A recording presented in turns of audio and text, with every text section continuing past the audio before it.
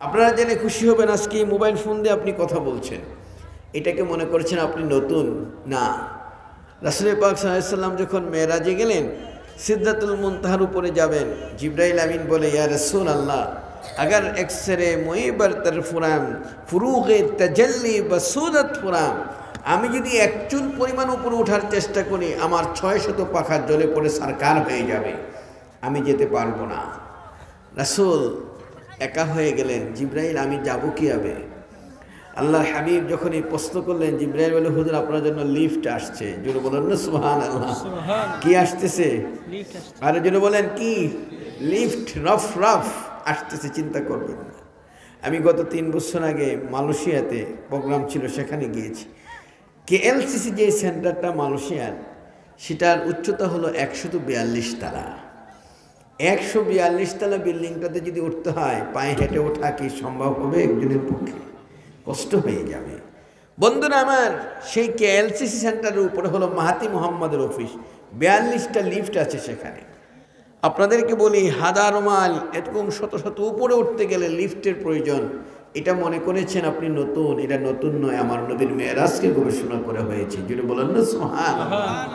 আসেন আপনি আরেকটু সামনের দিকে নিয়ে যাই আপনাদেরকে।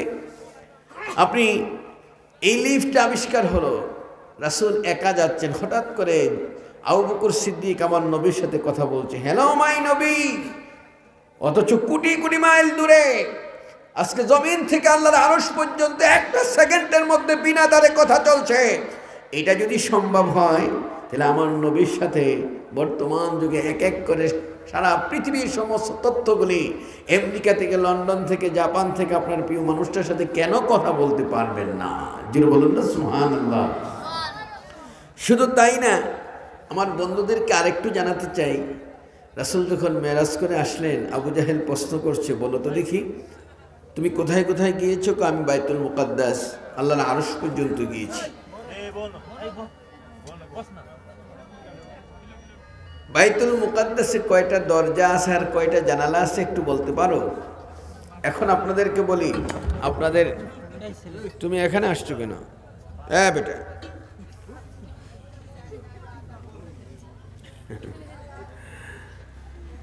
এই তো মোবাইল, এই মোবাইলের ওয়াজ করতে আছি, একটু পরে করবো না। এখন বলেন, রাসূলকে প্রশ্ন করলেন, তুমি তো বাইতুল মুকাদ্দাস গিয়েছো, বলো তো দেখি বাইতুল মুকাদ্দাসে কয়টা দরজা আর কয়টা জানালা? এখন আপনাদের এলাকায় আইসা কোনো ব্যক্তি নতুন যদি ইমাম হয়, ওই লোকটা কি মসজিদের দরজা জানালা গনে? পিছনের তারা বলে না, কি গনে নাকি? কি করে আইসা? উনি লাজুক, নামাজ পড়াবেন, ইমাম সাহেব দরজা জানালা গনে না। রাসূলকে প্রশ্ন করছেন, বলো তো দেখি কয়টা দরজা আর কয়টা জানালা? আল্লাহর হাবিব বলেন, এই ব্যাকল, আমি তো ইমাম, আমি তো দরজা জানালা গনি নাই। কি বলেন, কথা ঠিক কি না? আবু জাহেল যেমন মূর্খ, তার প্রশ্নটাও এরকম মূর্খের মতো। আল্লাহ নবী তাকিয়ে আছেন, এমন একটা প্রশ্ন করেছে, আমি কয়টা দরজা কয়টা জানালা আমি তো হিসাব মিলাই নাই। আল্লাহ রাব্বুল আলামিন বলেন, জিবরাইল তাড়াতাড়ি যাও, আমার বন্ধু বিপদে পড়ে আছে। জোরে বলেন না সুবহানাল্লাহ। বাইতুল মুকাদ্দাসটা লাইভ দেখাইয়া দাও। এই লাইভ চলতে আছে, এই লাইভ চলতেছে, সাথে সাথে বাইতুল মুকাদ্দাসটা আমার নবীর চোখের সামনে তুলে ধরলেন। রাসূল বললেন, গনে গনে এতটা দরজা, এতটা জানালা। সাথে সাথে আবু জাহেল বলে, তুমি সত্যিই তো বলছো? আমি তো দেখে দেখে বলছি। জোরে বলবেন না সুবহানাল্লাহ। এখন এই লাইভ প্রোগ্রাম নতুন হচ্ছে না পুরাতন? বলেন তো দেখি, কি বিশ্বাস হয় আপনাদের? এখন আপনাদেরকে আমি আরেকটু সামনের দিকে নিয়ে যাই। এইটা যদি আজকে পৃথিবীর জমিনে এখানে বসে সম্ভব হয়, সারা পৃথিবীটাকে তুমি যদি একসাথে নিয়ন্ত্রণ করতে পারো, যেই নবীর কারণে আল্লাহ সব কিছু তৈরি করেছেন, সোনার মদিনায় আমার নবী শুয়ে আছে, আজকের এই মাহফিলের দৃশ্যটা আমার নবী দেখতে পারি কিনা? জোরে বলতে হবে, পারি কিনা? এই আকীদা কার কার আছে একটু হাত উঁচু করে দেখাতে হবে।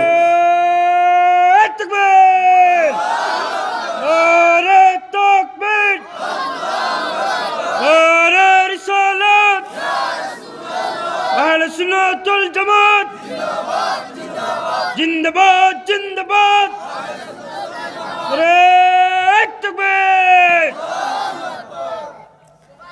আমার ভাইদেরকে এতটুকু বলতে চাই, আজকে মানুষের আকর্ষণ যত বেড়েছে, একটু কষ্ট করে ওনাদেরকে ডাক দেন।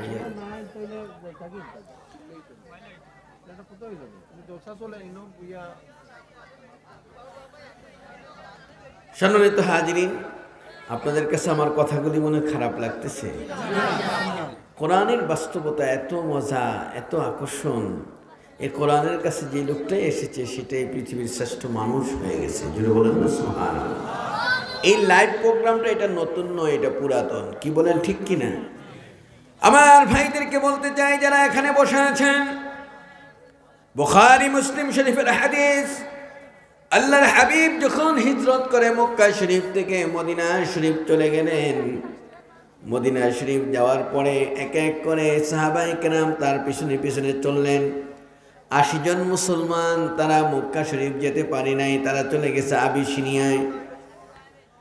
আল্লাহ নবী মদিনা শরীফ যাওয়ার পরপরই যে সিদ্ধান্তগুলি এক এক করে নিলেন, বদরের যুদ্ধ, উহুদের যুদ্ধ হওয়ার পরপরে মুতার যুদ্ধের ঘোষণা যখন শুরু হয়ে গেল, আল্লাহ নবী ঘোষণা দিয়ে দিলেন যুদ্ধ হবে, প্রায় ৩ লক্ষ মানুষের সাথে জিহাদ করতে হবে। ওই যুদ্ধের সেনাপতির নাম রাসূল ঘোষণা দিয়ে দিলেন। ঘোষণা দিতে গিয়ে এক এক করে বলে দিলেন, প্রথম নম্বরের সেনাপতি হলো যায়েদ ইবনে হারিসা, ২ নম্বর সেনাপতি হলো হযরত জাফর ইবনে আবি তালিব, ৩ নম্বর সেনাপতি হলো আব্দুল্লাহ ইবনে রাওয়াহা। যিনি বলেন না সুবহানাল্লাহ। চতুর্থ নম্বর সেনাপতির নাম ঘোষণা দিলেন হযরত খালিদ ইবনে ওয়ালিদ। ৪ জন সেনাপতির নাম ঘোষণা হলো। ৪ জন সেনাপতির নাম ঘোষণা দেওয়ার পরে আল্লাহ নবী ঘোষণা দিয়ে দিলেন, তোমরা ৪ জন গিয়ে তোমাদের স্ত্রী পরিজন বাপ মার কাছ থেকে বিদায় নিয়ে চলে আসো। হযরত যায়েদ ইবনে হারিসা রাদিয়াল্লাহু তাআলা আনহা তিনি ঘরে গেলেন। ঘরে যাওয়ার পরে সুন্দর করে স্ত্রীর দিকে তাকিয়ে দরজার পাশে দাঁড়িয়ে বললেন, শোনো, আমার আগে কোনো সেনাপতির নাম রাসূল ঘোষণা দেয় নাই, আমার পরে আরো ৩ জন সেনাপতি আছে। আমি বুঝতে পেরেছি এই যুদ্ধের ময়দানে আমি যায়েদ ইবনে হারিসা আর ফেরত আসবো না। স্ত্রীর দিকে তাকিয়ে বলেন, আমি তোমার হক পুরোপুরি আদায় করতে পারি নাই, আজকের এই বিদায়ের মুহূর্তে আমি তোমার কাছে ক্ষমা চেয়ে নিচ্ছি। আর আমার কলিজার টুকরা সন্তান যেইগুলি আছে, আমি যেই রাস্তায় শহীদ হইলাম, আমি শহীদের জন্য যাচ্ছি, আমার সন্তানদেরকে তুমি এই পথে পাঠাইয়া দিও। আরেকটু জোরে বলবেন না সুবহানাল্লাহ। বাবা সন্তানদের জন্য নসিহত করে যাচ্ছেন, আমি যেই রাস্তায় শহীদ হব, আমার ছেলেগুলিও যেন এই রাস্তায় শহীদ হয়। স্ত্রী যখন এই কথা শুনলেন, শোনার পরে স্বামীর দিকে তাকিয়ে বলেন, স্বামী একটু ঘরের ভিতরে আসেন, আপনার চেহারাটা আমি পুরোপুরি দেখি, কাল হাসরের ময়দানে যেন আমি আপনাকে আপনার স্ত্রী বলে পরিচয় দিতে পারি। হযরত যায়েদ ইবনে হারিসা রাদিয়াল্লাহু তাআলা আনহু স্ত্রীর সাথে সাথে তাকে আলিঙ্গন করে ধরে বললেন, স্বামী আমি দোয়া করি আপনি নিরাপদে আমার মাঝে আবার ফেরত আসেন, সালিমান ওয়া গানিমান। হযরত যায়েদ ইবনে হারিসা তলোয়ারটার উল্টা পিঠ দিয়ে তার উপর আঘাত করে বললেন, এমন উল্টা দোয়া করো না, আল্লাহ নবী যেখানে আমার জন্য দোয়া করেছে ওই দোয়াটা আল্লাহর আরশ পর্যন্ত চলে গেছে, তোমার দোয়া কবুল হবে না। স্থির অবস্থার মধ্যে স্বামীর দিকে তাকিয়ে আছে। আমি যদি দ্বিতীয়বার আবার ঘরের ভিতরে যাই, হয়তোবা নবীর ভালোবাসার উপর আমার স্ত্রীর ভালোবাসাটা প্রাধান্য হয়ে যেতে পারে।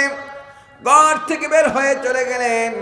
পিছন দিক থেকে ছোট ছোট বাচ্চাগুলি আব্বু আব্বু বলে ডাকতেছে। হযরত যায়েদ ইবনে হারিসার পিছনের দিকে তাকান নাই, যুদ্ধের ময়দানে ছুটে চললেন। এক এক করে চলছেন। হযরত জাফর ইবনে আবি তালেব ২ নম্বর সেনাপতি, তিনি ঘরে গেলেন। নতুন বিয়ে করেছে, ভাসুর ঘরটা এখনো হয় নাই। ওই ঘরে গিয়ে স্ত্রীকে একবারও দেখার সুযোগ হয় নাই। স্ত্রীকে ঘরে রেখে চলে আসছেন। আমার নবী ডাক দিয়েছে। সঙ্গে সঙ্গে ঘরে গিয়ে স্ত্রীর দিকে তাকিয়ে বললেন, শোনো, আমার সাথে তোমার সাথে যে পরিণয় সূত্রে আবদ্ধ হলো, এই পর্যন্ত ২ জনের সাথে দেখা হলো না। আমি এখনই চলে যাচ্ছি, আল্লাহ নবী দ্বিতীয় নম্বরের সেনাপতির দায়িত্বটা আমাকে দিয়েছে। বলেন না সুবহানাল্লাহ। স্ত্রী বলে, স্বামী একটু দাঁড়ান, আমি আপনাকে একটু দেখে নেই। হাসরের দিন আপনাকে স্বামী বলে পরিচয় দেব, এই পরিচয়টার জন্য আমি একটু দেখতে চাই। সঙ্গে সঙ্গে হযরতে জাফর ইবনে আবি তালেব রাদিয়াল্লাহু তাআলা তিনি বলেন, দেখা হবে হাসরের ময়দানে, আমি ছুটে চলছি। আর স্ত্রীর দিকে তাকান নাই, বের হয়ে চলে আসলেন। আমার যুবকদেরকে বলতে চাই, ও যুবকেরা, আসার পরে যুদ্ধ যখন শুরু হয়ে গেল, হযরতে যায়েদ ইবনে হারিসা রাদিয়াল্লাহু তাআলা প্রথমে তিনি শহীদ হয়ে গেলেন। ইসলামের ঝান্ডাটা ধরলেন হযরতে জাফর ইবনে আবি তালেব। জাফর ইবনে আবি তালেবের ঝান্ডা হাতে, ওই অবস্থার মধ্যে ডান হাতটা শহীদ হয়ে গেল, বাম হাতে ইসলামের ঝান্ডাটাকে ধরলেন, বাম হাতটা শহীদ হয়ে গেল। দাঁতে কামড়ে ইসলামের ঝান্ডাটাকে ধরে রাখলেন। একটু পরে বাম হাতটা শহীদ হয়ে গেল, সঙ্গে সঙ্গে পড়ে আছে, দাঁতে কামড়ে ইসলামের ঝান্ডাটা উপরের দিকে ধরে রেখেছে। পাষাণ্ড হৃদয়ের অধিকারী একটা যুবক কাফের এসে তার গলার উপরে আঘাত করেছে, মাথাটা দ্বিখণ্ডিত হয়ে যায়। ওই মাথা দিয়ে দাঁতে কামড়ে ইসলামের ঝান্ডাটাকে উপরে ধরে রাখলেন। আমার ভাইদেরকে বলতে চাই, এক হাত মে তলোয়ার হ্যায়, এক হাত মে কুরআন হ্যায়, কুওয়াতে বাজু হ্যায় গরজর কুওয়াতে মাহি হ্যায়। হযরতে জাফর ইবনে আবি তালেব রাদিয়াল্লাহু তাআলা আনহু ওই মুহূর্তটার মধ্যে যখন তিনি শহীদ হয়ে গেলেন, আল্লাহর নবী মসজিদে নববীর মধ্যে বসা আছেন।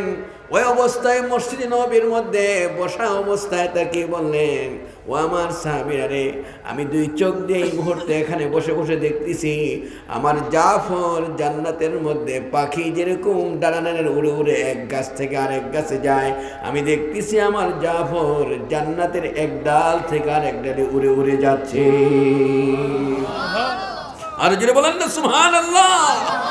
আমি দেখতেছি এক ডাল থেকে আরেক ডালে যাচ্ছে।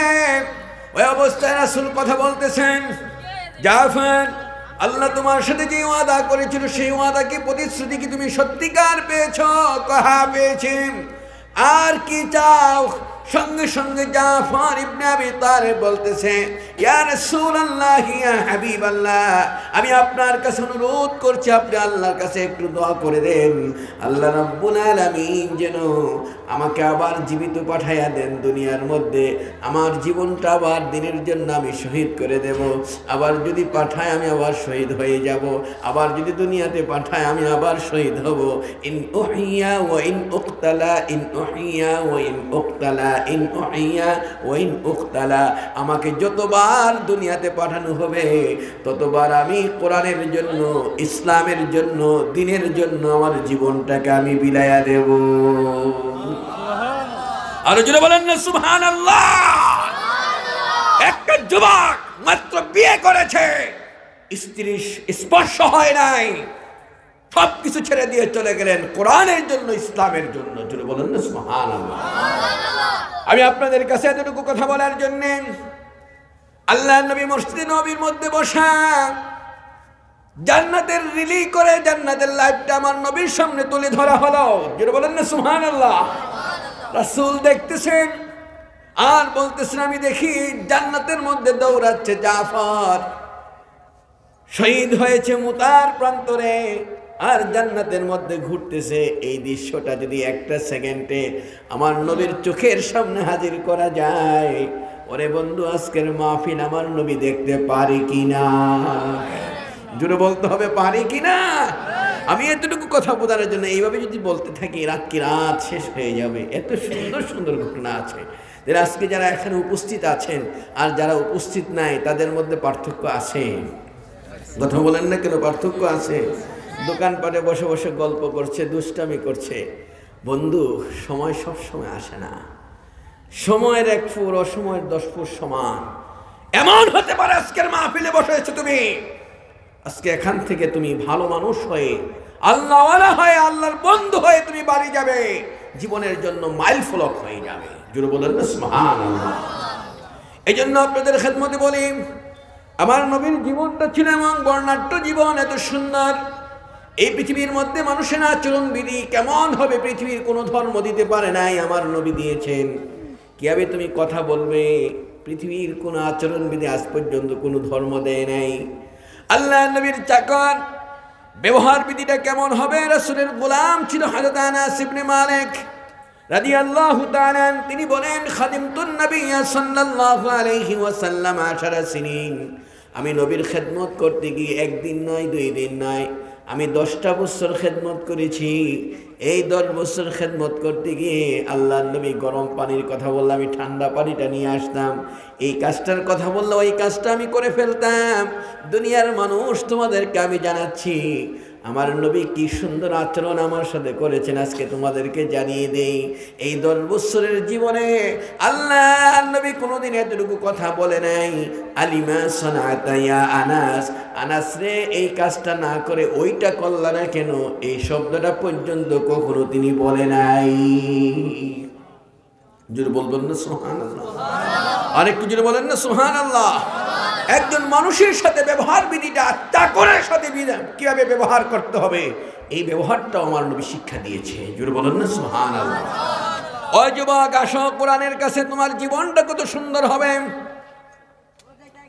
এই পৃথিবীতে আমার নবীর শিক্ষাটুকু বড় ভাইয়ের সামনে ছোট ভাইয়ের কণ্ঠটা উপরে উঠতে পারবে না, বাবার সামনে ছেলের কণ্ঠ উপরে উঠতে পারবে না, স্ত্রীর স্বামীর কণ্ঠের উপরে স্ত্রীর কণ্ঠ উপরে উঠতে পারবে না, মসজিদের ইমামের উপরে কোনো মুক্তাদির কণ্ঠ উপরে উঠতে পারবে না।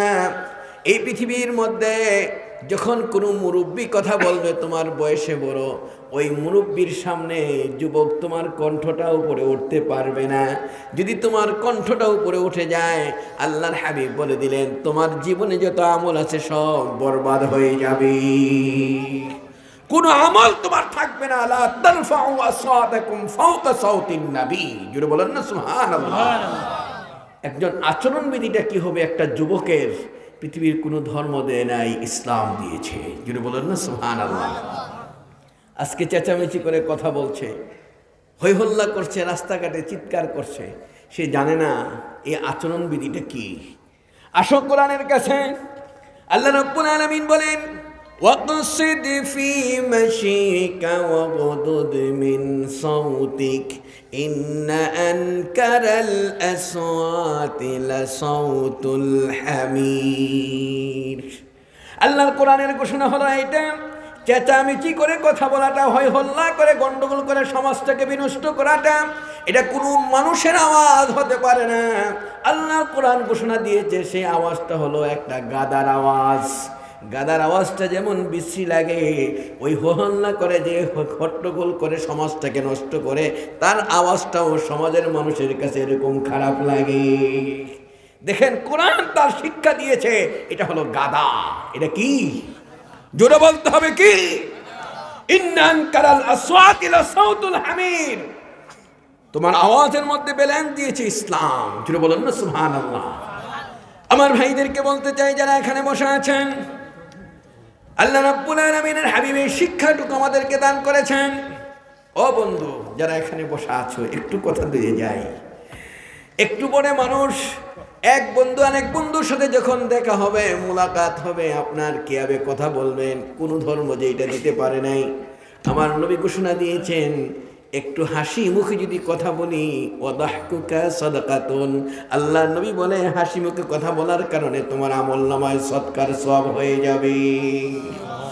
লক্ষ লক্ষ টাকা তুমি দান করেছ, তোমার এই দানটা কবুল হলো কি হলো না তুমি জানো না, কিন্তু আল্লাহ নবী বলেন এক ভাই আরেক ভাইয়ের সাথে দেখা হওয়ার পরে একটু যদি মুস্কি হাসি দিয়ে কথা বলে, তার আমলনামায় সাথে সাথে সৎকার সওয়াব হয়। কি চমৎকার শিক্ষাগুলি ইসলাম আমাদেরকে দিয়েছে। জোরে বলেন না সুবহানাল্লাহ? আমার বন্ধুদেরকে বলতে চাই, একটু পরে ঘরে যাবে, দরজাটা নক করবে, ওই দরজাটা ধাক্কা দিবি তুমি। ইসলাম বলে না, এটা কখনো হতে পারে না।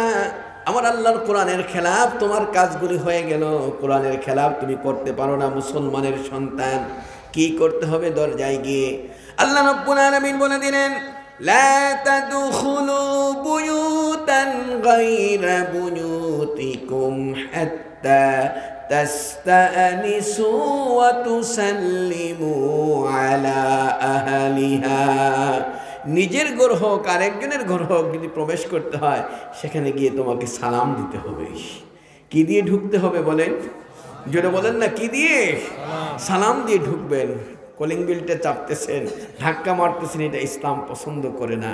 প্রথমবার সালাম দিবে দোয়া, দ্বিতীয়বার সালাম দিবে পরিচিতি, তৃতীয়বার সালাম দিয়ে বলবে আমি অনুমতি চাচ্ছি আমি ঘরের ভিতরে ঢোকার জন্যে। জোরে বলুন না সুবহানাল্লাহ। আমার নবী বলেন তোমার ঘরে হোক, দোকানে হোক, ব্যবসা প্রতিষ্ঠানে হোক, যেখানেই তুমি যাবে না কেন, মাদ্রাসায় হোক, স্কুলে হোক, কলেজে হোক, যখন যেই জায়গায় যাবে কোনো লোক থাকুক আর নাই থাকুক, ওই জায়গার মধ্যে যদি তুমি একটু সালাম দিয়ে ঢুকতে পারো, আল্লাহর নবীর ঘোষণা হলো এই সালাম দিতে দেরি হবে, সঙ্গে সঙ্গে ওই জায়গাটা আল্লাহর রহমত দিয়ে ভরপুর হয়ে যায়। যেটা বলেন না সুবহানাল্লাহ। আমরা অনেকে ভাবি হুজুর কোনো লোক নাই, কাকে সালাম দেব? আসসালামু আলাইকুম তুমি বলার সাথে সাথে হাজার হাজার লক্ষ লক্ষ ফেরেশতা সেখানে হাজির হয়ে যায়। জোরে বলুন না সুবহানাল্লাহ। এখন বলেন, আমি আপনাদের খেদমতে বলতে চাই, ও যুবকরা, এই পৃথিবীর মধ্যে আসো। আম্মা আয়েশা সিদ্দিকা রাদিয়াল্লাহু তাআলা আনহা তিনি কি বলছেন? হঠাৎ করে তিনি বলেন, দুনিয়ার মানুষ জেনে রাখো আমি আয়েশা সিদ্দিকা রাসূলের স্ত্রী। আমি মনে মনে ভাবতাম রাসূল যখন ঘরে আসবেন রাসূলকে একটু আগে সালাম দেব। আমার জীবনে কোনোদিন রাসূলকে আগে সালাম দিতে পারি নাই। দরজার পাশে আমি দাঁড়িয়ে থাকতাম, রাসূল এসে দরজার সামনে দরজা নক করলে আমি খুলে দেব আর সালাম দেব, কিন্তু সব সময় আমার নবী আমাকে আগে সালাম দিয়ে দিতেন। জোরে বলবেন না সুবহানাল্লাহ। তাহলে স্বামী স্ত্রীকে সালাম দেওয়া যায় কি না? কথা বলেন না কেন? তাই। আর স্ত্রী স্বামীকে সালাম দিতে পারে? আসতে বলতেছে, কি পারে? মাশাআল্লাহ। এখানে যারা বসা আছেন, যুবক যারা আছে তারা ছাড়া বাকি বুড়া মানুষ অনেকে আছেন, একটু সুন্দর করে আদর করে মহব্বত করে স্ত্রীকে সালাম দিচ্ছেন কে কে? একটু হাত উঁচু করে দেখান তো দেখি। দুইজন পাওয়া গেছে। মাস্টার সাহেব আপনি কি সালাম টালাম দেন? তিনজন পাইছে, কি রাগ করছেন? বল সালাম দেন নাই কে? এখন বলেন তো দেখি। হুজুরে সালাম দিছে, যাওয়াক আলহামদুলিল্লাহ। স্বামী স্ত্রীকে সালাম দেয়, চিন্তা করে যে বউ তো আমারই, আমি সালাম দেবো কি লেগে? আর বউ চিন্তা করে স্বামী তো আমারই। আমার কথাগুলি কি আপনারা বুঝতেছেন না? কথা বোঝা যায় না? আলহামদুলিল্লাহ। স্ত্রী চিন্তা করে স্বামী তো আমারই, আমি সালাম দেবো মুকিল লিগা। আর স্বামী চিন্তা করে বউ তো আমারই, আমি তো মুকিল লিগা। একজন টাড়াটাড়ি করে কেউ কাউকে সালাম দেয় না। কি কথা বুঝতে পারছেন? অথচ রাসূল বলছেন স্বামী যদি স্ত্রীকে সালাম দেয় আর স্ত্রী যদি স্বামীকে সালাম দেয়, তাদের আল্লাহর পক্ষ থেকে তাদের মাঝখানে 100টা রহমত বসানো হয়। জোরে বলবেন না সুবহানাল্লাহ। আগের দিনে স্বামী স্ত্রীর মহব্বত এত বেশি ছিল, কোনোদিন স্বামী স্ত্রীর নাম ধরে ডাকাডাকি কেউ করে নাই। কি কথা বুঝছেন? আধুনিক যুগ তো, ট্রেডিশন চেঞ্জ হয়ে গেছে। একজন মহিলার স্বামীর নাম ছিল রহমতুল্লাহ, তো এশার নামাজ পড়ে সালাম ফিরায়, আসসালামু আলাইকুম উনি, আসসালামু আলাইকুম উনি। বুঝেন নাই? একজনের দিকে এই তুই নামাজের মধ্যে উনি উনি করে স্কিল লিগা কয়ে, জানো না আমার কি? আমার স্বামীর নাম যে রহমতুল্লাহ। নামটা নেওয়াটা একটা বেয়াদবি, এই জন্য নাম নেয় না। কি আদব দেখাইতে আছে, মানে স্বামীর নাম মুখে উচ্চারণ করা যাবে না। এখন আধুনিক যুগ তো, ট্রেডিশন চেঞ্জ হয়ে গেছে। আমি যুবক বসা, এই জন্য একটু দুই একটি কথা বলি, একটু ঘুমটা যাক। বর্তমান আধুনিকতার কারণে এত কঠিন বেয়াদবি বেড়েছে সমাজের মধ্যে। এই বেয়াদবিটা কিছুদিন আগেও ছিল না। কি বলেন, ঠিক কিনা? সরকার নতুন আইন করছে, সব যত আইন আছে নারী নির্যাতনের আইন। পুরুষ যে কত হাজার নির্যাতন হচ্ছে এর কোনো আইন নাই। কথা ঠিক না বেঠিক? একটু বেগুসুকে দিয়ে উপরে যেয়ে দাঁড়াইতে পারলেই হলো, যুবকের 3 মাসের জেল। আর যুবকের মাইরা ঠ্যাংঠুং ভাঙ্গা ফালাই রাখছে, কোনো খবর নাই। কি বলেন, কথা ঠিক কিনা? আধুনিক যুগ তো, এখন ট্রেডিশন চেঞ্জ হয়ে গেছে। একজন আরেকজনকে নাম ধরে ডাকে, স্বামী স্ত্রীর নাম ধরে ডাক দে, পারুল এদিকে আসো, ডাকতেছে। এখন স্ত্রী কয়, সরকার যে পাওয়ার আমাদেরকে দিছে ওজন রাখছে, আমিও ডাক দিই, কয় জাহাঙ্গীর এদিকে আসেন। কারণ জাহাঙ্গীর থাকলে রাগটা ঘুরেন না, একটু বুঝানোর জন্য বলতেছি। করিম সাহেবরে ডাকতে আসে, জাহাঙ্গীর সাহেবরে ডাকতে আসে, স্ত্রীর নাম ধরে ধরে ডাকে। এখন বিপদটা কোন জায়গায় কোন দিক? বিপদটা হলো 1 বছর 2 বছর পর আল্লাহ একটা সন্তান দিছে। বাচ্চাটা বাপ মা যা শিখায় তাই কিন্তু শিখে। কি বলেন, কথা ঠিক কিনা? যখন এই শিখতে গিয়ে একদিন বাবা কয় তোমার আম্মুরে একটু ডাইকা নিয়ে আসো। ওনার মা কয় না, কয় পারুল এদিকে এসো। কিরে ওদি মা কয় না। একটু পরে মা কয় তোমার আব্বুরে একটু ডাইকা নিয়ে আসো। কয় জাহাঙ্গীর এদিকে আসেন। ওলা বাপও কয় না। এখন মাও কয় না, বাপও কয় না, দৌড়ে গেছে হুজুরের কাছে তাবিজ আনতে, পানি পড়া আনতে, কৈতন পড়া আনতে গেছে। হুজুর একটু পানি পড়া দেন, আমার পোলাটা কথা শুনে না। কয় কি? বাপও কয় না, মাও কয় না, একটু পানি পড়া। বলেন তো এখানে পানি পড়া কি কাজ হবে? আসতে বললেন কেন? কাজ হবে কি? কালো জিরা পড়াই দিলে তো কাজ হবে? কি করতে হবে বলেন দেখি? আজকে আধুনিকতার ছোঁয়া কত নিচু নামিয়েছে। এ ছোট একটা বাচ্চা মোবাইল ফোন কি হবে সব জানে। কথা ঠিক না বেঠিক? অথচ ফ্রান্সে মোবাইল আবিষ্কার হয়েছে, 23 বছরের আগে একটা ছেলে সিম কার্ড উঠাতে পারে না। যদি প্রশ্ন করা হয় কারণটা কি, তারা প্রশ্নের জবাব দেয় এই মোবাইল ফোন একটা যুবকের চরিত্রকে নষ্ট করছে। কি বিশ্বাস হয় আপনাদের কথা? আমরা তো ইমাম, হাজার হাজার মানুষ এসে দোয়া চায়, হুজুর একটু দোয়া করে দেন। ছেলেটা কথা শুনে না, মেয়েটা কথা শুনে না, কি করব? বাপ মা একসাথে বসে বসে নাটকের অভিনয় চলছে। এক পাশে বাবা, এক পাশে মা, এক পাশে মেয়ে, এক পাশে ছেলে বসা আছে। অভিনয় চলছে, একটা ছেলে আরেকটা ছেলের হাত ধরে চলে গেছে। রাত্রে 2টার সময় আব্দুল করিম রে আর খুঁজে পাওয়া যায় না। পরের দিন সকাল 10টার সময় যে রহিমা খাতুন আর ঘরে নাই। এখন দৌড়ে হুজুরের কাছে আসছে, হুজুর পোলামাইয়া কই গেছে খবর নাই। 3 দিন পরে আসার পরে, বাবা কোথায় গেছিলা? কয় বাবা নাটকের অভিনয় বাস্তবায়ন করছি। জোরে বলবেন না নাউজুবিল্লাহ? আরো জোরে বলেন নাউজুবিল্লাহ। ধিক্কার এই সমস্ত বাপ মাকে। আজকে ছেলেদেরকে মেয়েদেরকে যদি ভালো বানাতে হয়, ঘর থেকে এই ল্যাংটা ছবিগুলিকে উঠাতে হবে। কি বলেন, কথা ঠিক না বেঠিক? আরো জোরে বলেন ঠিক কিনা? এখন বলেন তো দেখি, ছেলেটা কথা বলে না, মাও কয় না, বাপও কয় না, দৌড়ে স্যারের কাছে এসে, স্যার কি করবো, বিপদ ঘরের মধ্যে, পোলা মায়া বাপ মা বলবে না। হুজুরেতে তাবিজ নিয়েও কাজ হয় নাই। এখন 2 জনে মিটিং বসছে, যেমনি হোক পোলারে বাপ ডাকা শিখাইতে হবে। কয় তুমি বাপ ডাকাই শিখাবে, মা ডাকা শিখাইবে না? কয় মা ডাকাও শিখাইতে হবে। 2 জনে মিটিং করে কয়েকদিন কোনো সিদ্ধান্ত নিতে পারে নাই। হঠাৎ করে একদিন রাত্রেবেলা বসে বসে বলতেছে, ঠিক আছে আগামী দিন থেকে একটা কাজ করবোই আমরা, যেমনি হোক তাকে মা ডাকা বাপ ডাকা শিখাবোই। এখন বলেন তো দেখি কি দিয়ে শিখাবে? আধুনিক বউ তো শরীয়ত টরিয়ত ভালো করে বুঝে না। তখন তার পরিস্থিতি হলো, কয় ঠিক আছে, কয় তুমি কও, কয় না তুমি কও, কয় না তুমি কও। একজনের কইতে কইতে এখন বউ কওয়া শুরু করছে, আগামী দিন থেকে আমি তোমার বাপ কইয়া ডাকবো, তুমি আমার মা কইয়া ডাক। আসতে কইবেন নাউজুবিল্লাহ? জোরে বলেন না কেন নাউজুবিল্লাহ? এভাবে বাপ মা ডাকা শেখানো যাবে? আশ্চর্য। এই বেয়াদবি থেকে আজকে সমাজটাকে মুক্ত করতে হবে, এই জন্য কথাটা নিয়ে আসলাম। ও যুবক, কখনো বড়দেরকে নাম ধরে ডাকবে না, স্ত্রীকে কখনো সন্তানের সামনে নাম ধরে ডাকবে না, স্বামীকে কখনো সন্তানের সামনে নাম ধরে ডাকবে না। এটা হলো আদব। জোরে বলুন না সুবহানাল্লাহ। ইসলামের শিক্ষা কত সুন্দর। আম্মা আয়েশা সিদ্দিকা রাদিয়াল্লাহু তাআলা আনহা, এই পৃথিবীর মধ্যে এমন একজন মানুষ ছিলেন, রাসূল দূর থেকে ঘরে আসতেন, আসার সাথে সাথে আম্মা আয়েশা সিদ্দিকা রাদিয়াল্লাহু তাআলা আনহা আমার নবীর সামনে পানির গ্লাসটা হাতে নিয়ে দাঁড়িয়ে থাকতেন, হুজুরের কি প্রয়োজন আমি দেব। আল্লাহর নবী পানির গ্লাসটাকে নিয়ে যখন পানি খাওয়া শুরু করতেন, ওই মুহূর্তে গ্লাসের পানি এতটুকু থাকতে আয়েশা সিদ্দিকা রাসূলের হাত থেকে গ্লাসটা রে যে দিক দিয়ে মুখ লাগায় আমার নবী পানি খেতেন, ওই দিক দিয়ে তিনিও পানি খাওয়া শুরু করে দিতেন।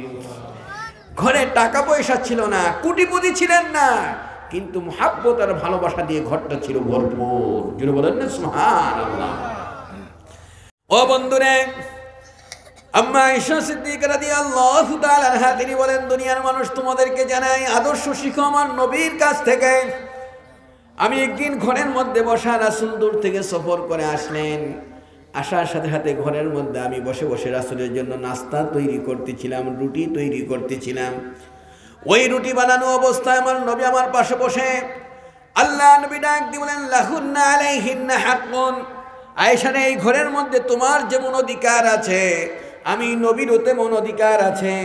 আমাকে একটু সুযোগ দাও, আমিও যেন তোমার সাথে একটু কাজ করতে পারি। যেন বলেন না সুবহানাল্লাহ, আমি যেন কাজ করতে পারি। কয় তাই নাকি, আপনি কাজ করবেন? হ্যাঁ করব। আল্লাহ নবী তিনি রুটি বানাতে বসে গেলেন। আয়েশা সিদ্দিকা তাড়াতাড়ি করে গিয়ে নিজের হাতের রুটিগুলি আগুনের মধ্যে দিয়ে চুলার উপরে দিয়ে ডাল দেওয়া শুরু করে দিয়ে প্রস্তুত করে আমার নবীর সামনে হাজির করে দিলেন। আল্লাহ নবী সুন্দর একটা রুটি বানিয়ে আয়েশা সিদ্দিকার হাত দিয়ে বলেন, আয়েশা রে, এই রুটিটা নিয়ে চুলার উপরে দিয়ে নিয়ে আসো, আমরা একসাথে বসে নাস্তা করব। জুড়ে বলেন না সুবহানাল্লাহ। যখন এই কথাটুকু বললেন, আয়েশা সিদ্দিকা বলেন, রাসূল ঘরের ভিতরে চলে গেলেন। আমি রুটিটাকে নিয়ে চুলার উপরে দিয়ে দাঁড়িয়ে আছেন। একবার রাসূলের কাছে আসি, আবার চুলার কাছে যাই, আমার হাতের রুটিগুলি আমার নবীর সামনে উপস্থিত। আল্লাহর নবীর কাছে গিয়ে যখন হাজির হলাম, আমি দেখতেছি রাসূল রুটি খান না, আমার জন্য অপেক্ষা করছেন। আমি দীর্ঘ সময় পর্যন্ত আল্লাহর হাবিবের হাতের রুটিটা চুলার মধ্যে আগুন দিয়ে জাল দিতেছি, কিন্তু ঘন্টার সময় হয়ে গেল, অনেক সময় পার হয়ে গেল। ওই চুলার মধ্যে যে রুটিটা যতই আগুন দিয়ে জাল দেওয়া হয়, রুটির গায়ে একটু আগুন লাগতেছে না। আল্লাহর নবীর সামনে আয়েশা সিদ্দিকা দাঁড়িয়ে আছেন। আমার নবী প্রশ্ন করলেন, আয়েশা রে, কি হলো, তুমি দেরি করছো কেন? আয়েশা সিদ্দিকা হাউমাউ করে কেঁদে দিলেন। দুই চোখের পানিগুলি জর জর করে পড়তেছে আর কাঁদতেছে। আল্লাহর নবীর দিকে তাকিয়ে বলে, ইয়া রাসূলুল্লাহ, আমার জীবনে কোনোদিন এরকম ঘটনা ঘটে নাই, আজকে যেই ঘটনা ঘটেছে। কয় কি হয়েছে বলো না। ইয়া রাসূলুল্লাহ, ইয়া হাবিবাল্লাহ, আপনার খেদমতে আবেদন। কয় বলো দেখি কি হয়েছে। আল্লাহর নবী তার দিকে তাকিয়ে বললেন, কি হয়েছে বলো না। কান্না আরো বেড়ে গেল। কান্না বাজা অবস্থায় বলে, ইয়া রাসূলুল্লাহ, আমার হাতের রুটিগুলি চুলার উপরে দেওয়ার সাথে সাথে কি সুন্দর প্রস্তুত হয়ে গেল, কিন্তু আপনার হাতের রুটিটা যখন আমি চুলার উপরে দিয়েছি, এতক্ষণ পর্যন্ত আগুন দিয়ে জাল দিলাম, এই রুটির গায়ে একটুকু আগুন লাগে না। আল্লাহ নবী সাথে সাথে আয়েশা সিদ্দিকাকে বুকের সাথে জড়িয়ে ধরে কপালে একটা চুমু খেয়ে আমার নবী তার দিকে তাকিয়ে বলেন, আয়েশা রে, কিয়ামত পর্যন্ত তুমি চিন্তা করবে, চেষ্টা করবে, আগুন দিয়ে জাল দিবে। এই দুনিয়ার আগুন থাক দূরের কথা, জাহান্নামের আগুন এই রুটিটাকে কখনো স্পর্শ করবে না। কারণ হলো, এই রুটির সাথে কোনো ব্যক্তির হাত লাগে নাই। যার হাত লেগেছে, যার হাতের উসিলায় জাহান্নামের আগুন হারাম হয়ে যায়। আর যারা বলেন না সুবহানাল্লাহ, যার হাতের ওসিলায় এই পৃথিবীর মধ্যে স্পর্শ হয়েছে আমার নবীর সাথে, যার তার জীবনের কপাল খুলে গেছে, ভাগ্য সুপ্রসন্ন হয়েছে, জাহান্নামের আগুন হারাম হয়ে গেছে। কি বলেন, কথা ঠিক কিনা? আমার যুবকদেরকে বলি, ও যুবকেরা, আমার বাবাজিরা, আজকে যারা দূর থেকে কাছ থেকে এই কথাগুলি শুনছ, একটা জড় পদার্থ রুটির পাওয়ার যদি এমন হতে পারে, একটা রুটি যদি এরকম ভাবে দুনিয়ার মধ্যে দুনিয়ার আগুন থেকে যদি রক্ষা পেতে পেতে আমার নবীর কারণে আমরা যারা এখানে বসা আছি, সেই কোরআন যেটা পড়ে আমার নবীর হাতে লেগেছে, কি বলেন ঠিক কিনা? যে হাদিস পড়ে আমার নবীর মুখের কথাটুকু আমরা পড়ি, কি বলেন ঠিক না ঠিক? যেই সমস্ত নামাজ আদায় করে আমার নবীর নামাজ আমরা আদায় করি, যেই স্লোগানটা আমরা দেই সেটা আমার নবীর স্লোগান দিয়ে থাকি। আমার নবীর প্রতিটা আমল আমার দেহের মধ্যে যদি থাকে, আজকে তোমাদেরকে আমি গুনাহগার বলে দিয়ে যেতে পারি। কিয়ামত পর্যন্ত তোমাদের কাছে এতটুকু আবদার থাকবে, এই কথাটুকু আমি বলে যাই। এই আমলটা যদি তোমার ভিতরে থাকে, আল্লাহকে সাক্ষী রেখে বলতে পারি, এই দেহের মধ্যেও কখনো আগুন স্পর্শ করবে না। জোরে বলেন না সুবহানাল্লাহ। এই আকীদা কার কার আছে একটু হাত উঁচু করে দেখান দেখি। নারে তাকবীর, নারে তাকবীর, নারে রিসালাত, নারে রিসালাত। আল্লাহ যেন কবুল করে বলেন। আজকে আমরা কেউ ফুলতুলি সিলসিলার, কেউ দেখা যায় বিস্কুটি হুজুরের সাথে আমাদের সম্পর্ক আছে, কেউ দেখা যায় আমরা শর্ষিনা হুজুরের সাথে সম্পর্ক আছে। কি বলেন, কথা ঠিক কিনা? আমি তো সারা বাংলাদেশ ঘোরা মানুষ। এই ভারতে, আসামে, গুয়াহাটিতে, ত্রিপুরা, দিল্লি, প্রত্যেকটা জায়গায় আমি যাই।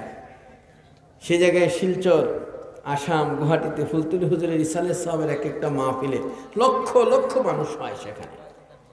একবার সেখানে শিলচর আলোচনা করতে গিয়ে দাঁড়িয়ে দাঁড়িয়ে প্রায় 3.5 ঘন্টা আলোচনা করেছি ওই শিলচরে হুজুর কেবলার ইসালে সাহেব। তো মনে পড়ে যায়, এই জন্য আজকে ফুলতুলি হুজুর কেবলা রহমাতুল্লাহ আলাইহি আজকে আমাদের মাঝে নাই, তার আদর্শগুলি আমাদের মাঝে আছে। কি বলেন, ঠিক কিনা?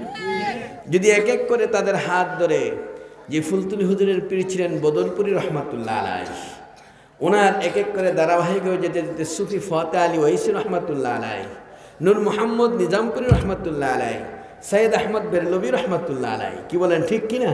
সৈয়দ আহমদ বেরলভী রহমাতুল্লাহ আলাইহি তার যার হাতে হাত দিয়েছেন, ওনার পীর ছিলেন এই পৃথিবীর মধ্যে সৈয়দ আহমদ বেরলভী রহমাতুল্লাহ আলাইহির পীর হলো হযরত আব্দুল আজিজ দেহলভী রহমাতুল্লাহ আলাইহি। আব্দুল আজিজ দেহলভী রহমাতুল্লাহ আলাইহির পীর হলো হযরত আব্দুর রহিম দেহলভী রহমাতুল্লাহ আলাইহি। জোরে বলুন না সুবহানাল্লাহ। এক এক করে যেতে যেতে হযরত হুসামউদ্দিন রহমাতুল্লাহ আলাইহি, ওনার পীর হলো আপনার জুনায়েদ আল বাগদাদি রহমাতুল্লাহ আলাইহি। ওনার পীর হলো আলাউল হক বাঙ্গালী রহমাতুল্লাহ আলাইহি। ওনার পীর হলো কুতুবউদ্দিন কাকি রহমাতুল্লাহ আলাইহি। ওনার পীর হলো খাজায়ে খাজাগান আতায়ে রাসূল খাজা মাইনুদ্দিন চিশতি রহমাতুল্লাহ আলাইহি। ওনার পীর হলো হযরত উসমান হারুনি রহমাতুল্লাহ আলাইহি।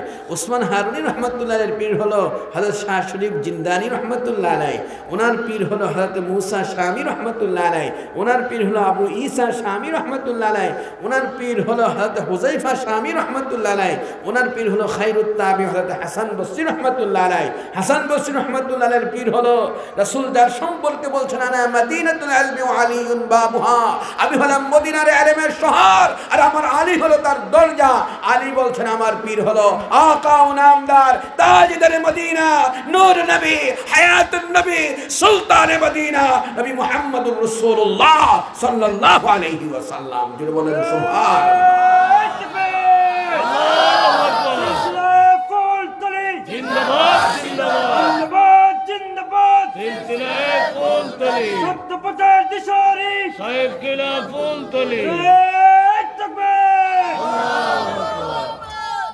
এই জায়গায় বসে ক্লিক করেছি, ফুলতুলি হুজুরের সাথে সম্পর্ক হয়ে গেছে আমার নবীর হাতের সাথে। কি বলেন, কথা ঠিক কিনা? একটু চিন্তা করে দেখেন, এখানে বসে আছি, মদিনার সাথে যোগাযোগ হচ্ছে কিনা? যদি এইটাই হতে পারে, এই জন্য আল্লাহর ওলিদের হাতে হাত দিলে সাথে সাথে আমার নবীর হাতের সাথে মিলে যায়। জোরে বলেন সুবহানাল্লাহ। আর একটু জোরে বলেন সুবহানাল্লাহ। হাজার হাজার কারামতে ভরপুর আজকে বিস্কুটি হুজুর রহমাতুল্লাহ আলাইহি যিনি শুয়ে আছেন। আমি গুনাহগার, আমাকে দেখতে ছোট দেখায়। আপনাদের যে বড় বড় বক্তারা আছে অধিকাংশ আমার ছাত্র। এই যে মাওলানা বদরুজ্জামান রিয়াজ, প্রায় 7-8 বছর ওদের পড়াইছি আমি। তারপরে মাওলানা উসমান গনি সালেহী, অনেক। এই জন্য গর্ব নয় যে সার্চিনা মাদ্রাসা আজকে প্রায় 20 বছর চাকরির বয়স হয়ে গেছে আমার। তো এই জন্য আপনাদের কাছে এসেছি অনেক দূর থেকে। মনে করতে পারেন হুজুর দেখতে ছোট ছোট দেখায় একটু। তো যার পরিপ্রেক্ষিতে এই ভারতের অধিকাংশ জায়গা আমার যাওয়া আছে, আমি খুঁজে খুঁজে দেখেছি। বড় লেখা একটা জায়গা আছে, তারপরে আপনার ভারতে যেই জায়গাতে নদীটার নাম হলো আপনার এই গুয়াহাটির কাছে আপনার সেখানে, তারপরে শিলচরের কাছে যেই নদীতে, সেখানে গিয়ে একটা এলাকা ভেঙে যাচ্ছিল, ভাঙ্গা এলাকা, সেই জায়গায় মানুষ সকলে মিলে একত্রিত হয়েছে। ফুলতুলি হুজুর যখন গিয়েছেন, যাওয়ার সাথে সাথে বলতেছেন, হুজুর এটা ভেঙে যায়, আমরা করবো কি? প্রত্যেক বছর নদীটা ভাঙতেছে। হুজুর একটা চিঠি লিখে পাঠাই দিলেন, এটা পানিতে ফেলে দিয়ে আসো। এই যে চিঠিটা পাঠানোর পরে এই পানি যে ভাঙ্গা বন্ধ হলো, আজ পর্যন্ত আর ভাঙ্গে নাই। জোরে বলবেন না সুবহানাল্লাহ। আল্লাহর ওলিদের পাওয়ার আছে, কথা বলেন না কেন আছে? বিস্কুটি হুজুর কেবলার যখন এন্তেকালের 4 মাস আগে আমি হঠাৎ করে এদিকে প্রোগ্রাম ছিল, হুজুরের লোকে দেখা করতে গেছি। আমার শ্বশুরের নাম যখন শুনছে সুবি সাহেব হুজুরের নাম, উনি দাঁড়াই গেলেন, হাঁটতে পারে না, একটু ঘুরে আইসা আমার পাশে বসে আমাকে 1000 টাকা হাদিয়ে দিয়ে বলেন, আপনি আমার দুস্থের জামাই আসছেন, দোয়া করবেন আমার জন্য। আমি এই টাকাটা রেখে দিয়েছি যে হুজুরের শেষ হাতের বরকত। জোরে বলেন না আলহামদুলিল্লাহ। কি সুন্দর নরেনি চেহারা ছিল এই মানুষগুলির। আমরা এই জন্য বলতে চাই, এই সমস্ত মানুষগুলি ছিল আমাদের জন্য আদর্শ। কি বলেন, ঠিক কিনা? আমার ভাইদেরকে এই জন্য বলবো, যারা এখানে বসা আছে, জান্নাতি মানুষ হওয়ার জন্য জান্নাতি মানুষের কাছে যেতে হয়, ভালো মানুষ হওয়ার জন্য ভালো মানুষের কাছে যেতে হয়। আল্লাহর ওলিদের কথাগুলি বললে আল্লাহর ওলি হওয়া যায়। কি বলেন, ঠিক কিনা? একটু বলে যারা এখানে বসা আছেন, ঘরে যাবেন। আমার পাশে 2 পাশে বসা আছে অনেক হাজী সাহেবরা মাহফিলে আছেন, হজ করেছেন। যদি প্রশ্ন করি, রে বাবা আপনি তো হজ করেছেন, আপনার হজটা কবুল হয়েছে কিনা? আমি গুনাহগার, এক নয় অনেকবার হজে গিয়েছি। 2019-এ 48 দিন ছিলাম। এই যদি প্রশ্ন করেন যে হুজুর আপনি তো হজ করছেন, বলেন তো দেখি হজটা কবুল হয়েছে কিনা, তখন চোখের পানি ছেড়ে দিয়ে কান্না ছাড়া আর কোনো উপায় থাকবে না। এতটুকুই বলবো, আল্লাহই ভালো জানে, আমি জানি না আমার হজটা কবুল হয়েছে কি হয় নাই। কি বলেন, ঠিক কিনা? আমি যুবকদের কাছকে এই কথাগুলি এই জন্য বলে যাচ্ছি, কোরআন হাদিসের কথা শুনতে গেলে একটু মন মানসিকতা লাগে, একটু মন তৈরি করতে হবে। একটু পরে ঘরে যাবে, ঘরে যাওয়ার পর যদি তোমার মা বেঁচে থাকে, বাবা বেঁচে থাকে, আল্লাহর হাবিব 1500 বছর আগে ঘোষণা দিয়েছেন, তুমি মক্কা শরীফ যেতে পারো নাই, মদিনা শরীফ যেতে পারো নাই, আজকে ঘরে যাও, ঘরে গিয়ে মার চেহারার দিকে একটু রহমতের নজরে তাকাও। রহমতের নজরে তাকানোর সাথে সাথে তোমার আমল নামায় একটা মকবুল হজের সওয়াব হয়ে যাবে। আর জোরে বলবেন না সুবহানাল্লাহ? হাদিসটা মিথ্যা সাব্যস্ত করা যাবে? সন্দেহ করা যাবে? সাহাবীদের ভিতর থেকে একজন সাহাবী দাঁড়িয়ে গেলেন, ইয়া রাসূলুল্লাহ, আমার মা আমার ঘরে আছে, আমি যদি দৈনিক 100 বার আমার মায়ের দিকে তাকাই, আল্লাহ নবী ঘোষণা দিয়ে দিলেন 100টা মকবুল হজের সওয়াব তোমার আমল নামায় চলে আসবে। বাবার খেদমত দরকার আছে কিনা? কথা বলেন না কেন? আছে। একটা যুবক রাসূলের পাশে বসা আছেন, একটু করে দাঁড়িয়ে হাউমাউ করে কেঁদে দিলেন, ইয়া রাসূলুল্লাহ, হুজুর আমার মনে চায় একটু 2টা ঠোঁট দিয়ে জান্নাতের চৌকাঠে চুমু খাবো, আপনি একটু ব্যবস্থা করে দেন। রাসূল বললেন, এই যুবক, তুমি তো মরণের পরে জান্নাতের চৌকাঠে চুমু খাবে, দুনিয়ায় বসে জান্নাতের চৌকাঠে চুমু খেতে চাও? হুজুর আপনি তো ইচ্ছা করলে পারেন, আমার নবীর সেই ক্ষমতা আছে কিনা? আর একটু জোরে বলতে হবে, আছে কিনা? রাসূল বলেন, ইন্নী রাফি মাকামি হাযা, আমি এই জায়গায় বসে আল্লাহর আরশ পর্যন্ত দেখতে পাই। সত্য জমিনের নিচে কি হচ্ছে তাও আমি দেখতে পাই। ডানে যেমন দেখি, বামে তেমন দেখি, সামনে যেমন দেখি, পিছনেও তেমন দেখি। সারা পৃথিবীটা আমার হাতের মুঠায়। সুবহানাল্লাহ। জোরে বলবেন না সুবহানাল্লাহ? আমার বন্ধুদেরকে বলি, রাসূলের পাওয়ার ছিল এমন, ওই অবস্থায় যুবকটা যখন আমার নবীর হাত ধরে বলেন, ইয়া রাসূলুল্লাহ, আমার এতেকাদ বিশ্বাস আপনি এই জায়গায় বসে জান্নাতের সাথে আমার ঠোঁট দিয়ে চৌকাঠে চুমু খাওয়াতে পারেন, এই ক্ষমতা আপনার আছে, আপনি একটু ব্যবস্থা করে দেন। দেন। আমার বন্ধুদেরকে বলি, রে বাবা, ও যুবক রে, এমন রাসূল বান্দা রাসূলকে ছাড়লো না। আমার নবী বলেন, তুমি জান্নাতের চৌকাঠে চুমু খেতে চাও? হ্যাঁ চাই। জান্নাতের চৌকাঠে চুমু খেতে চাও? হ্যাঁ চাই। এদিকে আসো, বসো। আল্লাহ নবী ঘোষণা দিয়ে দিলেন, যাও, তোমার ঘরে কি মা বেঁচে আছে? হ্যাঁ বেঁচে আছে। বাবা বেঁচে আছে? হ্যাঁ বেঁচে আছে। রাসূল ঘোষণা দিয়ে দিলেন, মান কাব্বালা রিজলা উম্মিহি কাআন্নামা কাব্বালা আতাবাতাল জান্নাহ, যে যুবকটাই পৃথিবীর মধ্যে কোনো মায়ের পায়ে চুমু খেলো, বাবার পায়ের মধ্যে ঠোঁট লাগাতে পারলো, বাপ মার পায়ের মধ্যে ঠোঁট লাগায় নাই, আমি নবী ঘোষণা দিয়ে দিলাম সে জান্নাতের চৌকাঠের মধ্যে চুমু খেয়েছে। ও যুবক, একটা মায়ের মর্যাদা, বাবার মর্যাদাটা কত সুন্দর করে সমুন্নত করে দিলেন। আর একটু জোরে বলবেন না সুবহানাল্লাহ। এই পৃথিবীর মধ্যে সবচেয়ে বড় বিপদ, আমার ভাইয়েরা যারা এখানে বসা আছেন, আমি একটু প্রশ্ন করতে চাই। আমি একটু ব্যতিক্রমধর্মী বক্তা, বাস্তবতার সাথে মিল রেখে দুই একটি কথা বলি। বলেন তো দেখি, পৃথিবীর সবচেয়ে একজন বাবার জন্য মায়ের জন্য সবচেয়ে বড় বিপদ কোনটা? কে বলতে পারেন একটু? আমি জানতে চাই, যুবকদের কাছ থেকে শুনতে চাই, সবচেয়ে বড় বিপদ বাবার জন্য মায়ের জন্য কোনটা? বলেন তো দেখি। বলতে পারেন নাই। আমি আপনাদেরকে বলি, একজন বাবার জন্য মায়ের জন্য সবচেয়ে বড় বিপদ হলো যদি তার সন্তানটা খারাপ হয়। কি বিশ্বাস হয় আপনাদের? কথা বলেন না কেন? সম্পদ হারালে 2 দিন পরে আবার পেয়ে যাবে, টাকা হারিয়েছে পেয়ে যাবে, ঘর বাড়ি চলে গেছে আবার পাবে, মান সম্মান গেছে আবার পেয়ে যাবে। কিন্তু যদি পৃথিবীতে সন্তান যদি খারাপ হয়, এর চেয়ে দুঃখ পৃথিবীতে বাপ্পার জন্য আর কিছু নাই। কি কথা কি বিশ্বাস হয় আপনাদের? আমার ভাইয়েরা, আমার বাবাজিরা, রাসূলের কাছে ছোট একটা বাচ্চাকে আনা হলো। আল্লাহ নবী বাচ্চাটার দিকে সুন্দর করে ধরে তাকে 2 চোখের পানি ছেড়ে দিলেন। বুখারী মুসলিম শরীফের হাদিস। আল্লাহ নবী সাথে সাথে বললেন, আল ওয়ালাদু মাবখালাতুন মাজবানাতুন।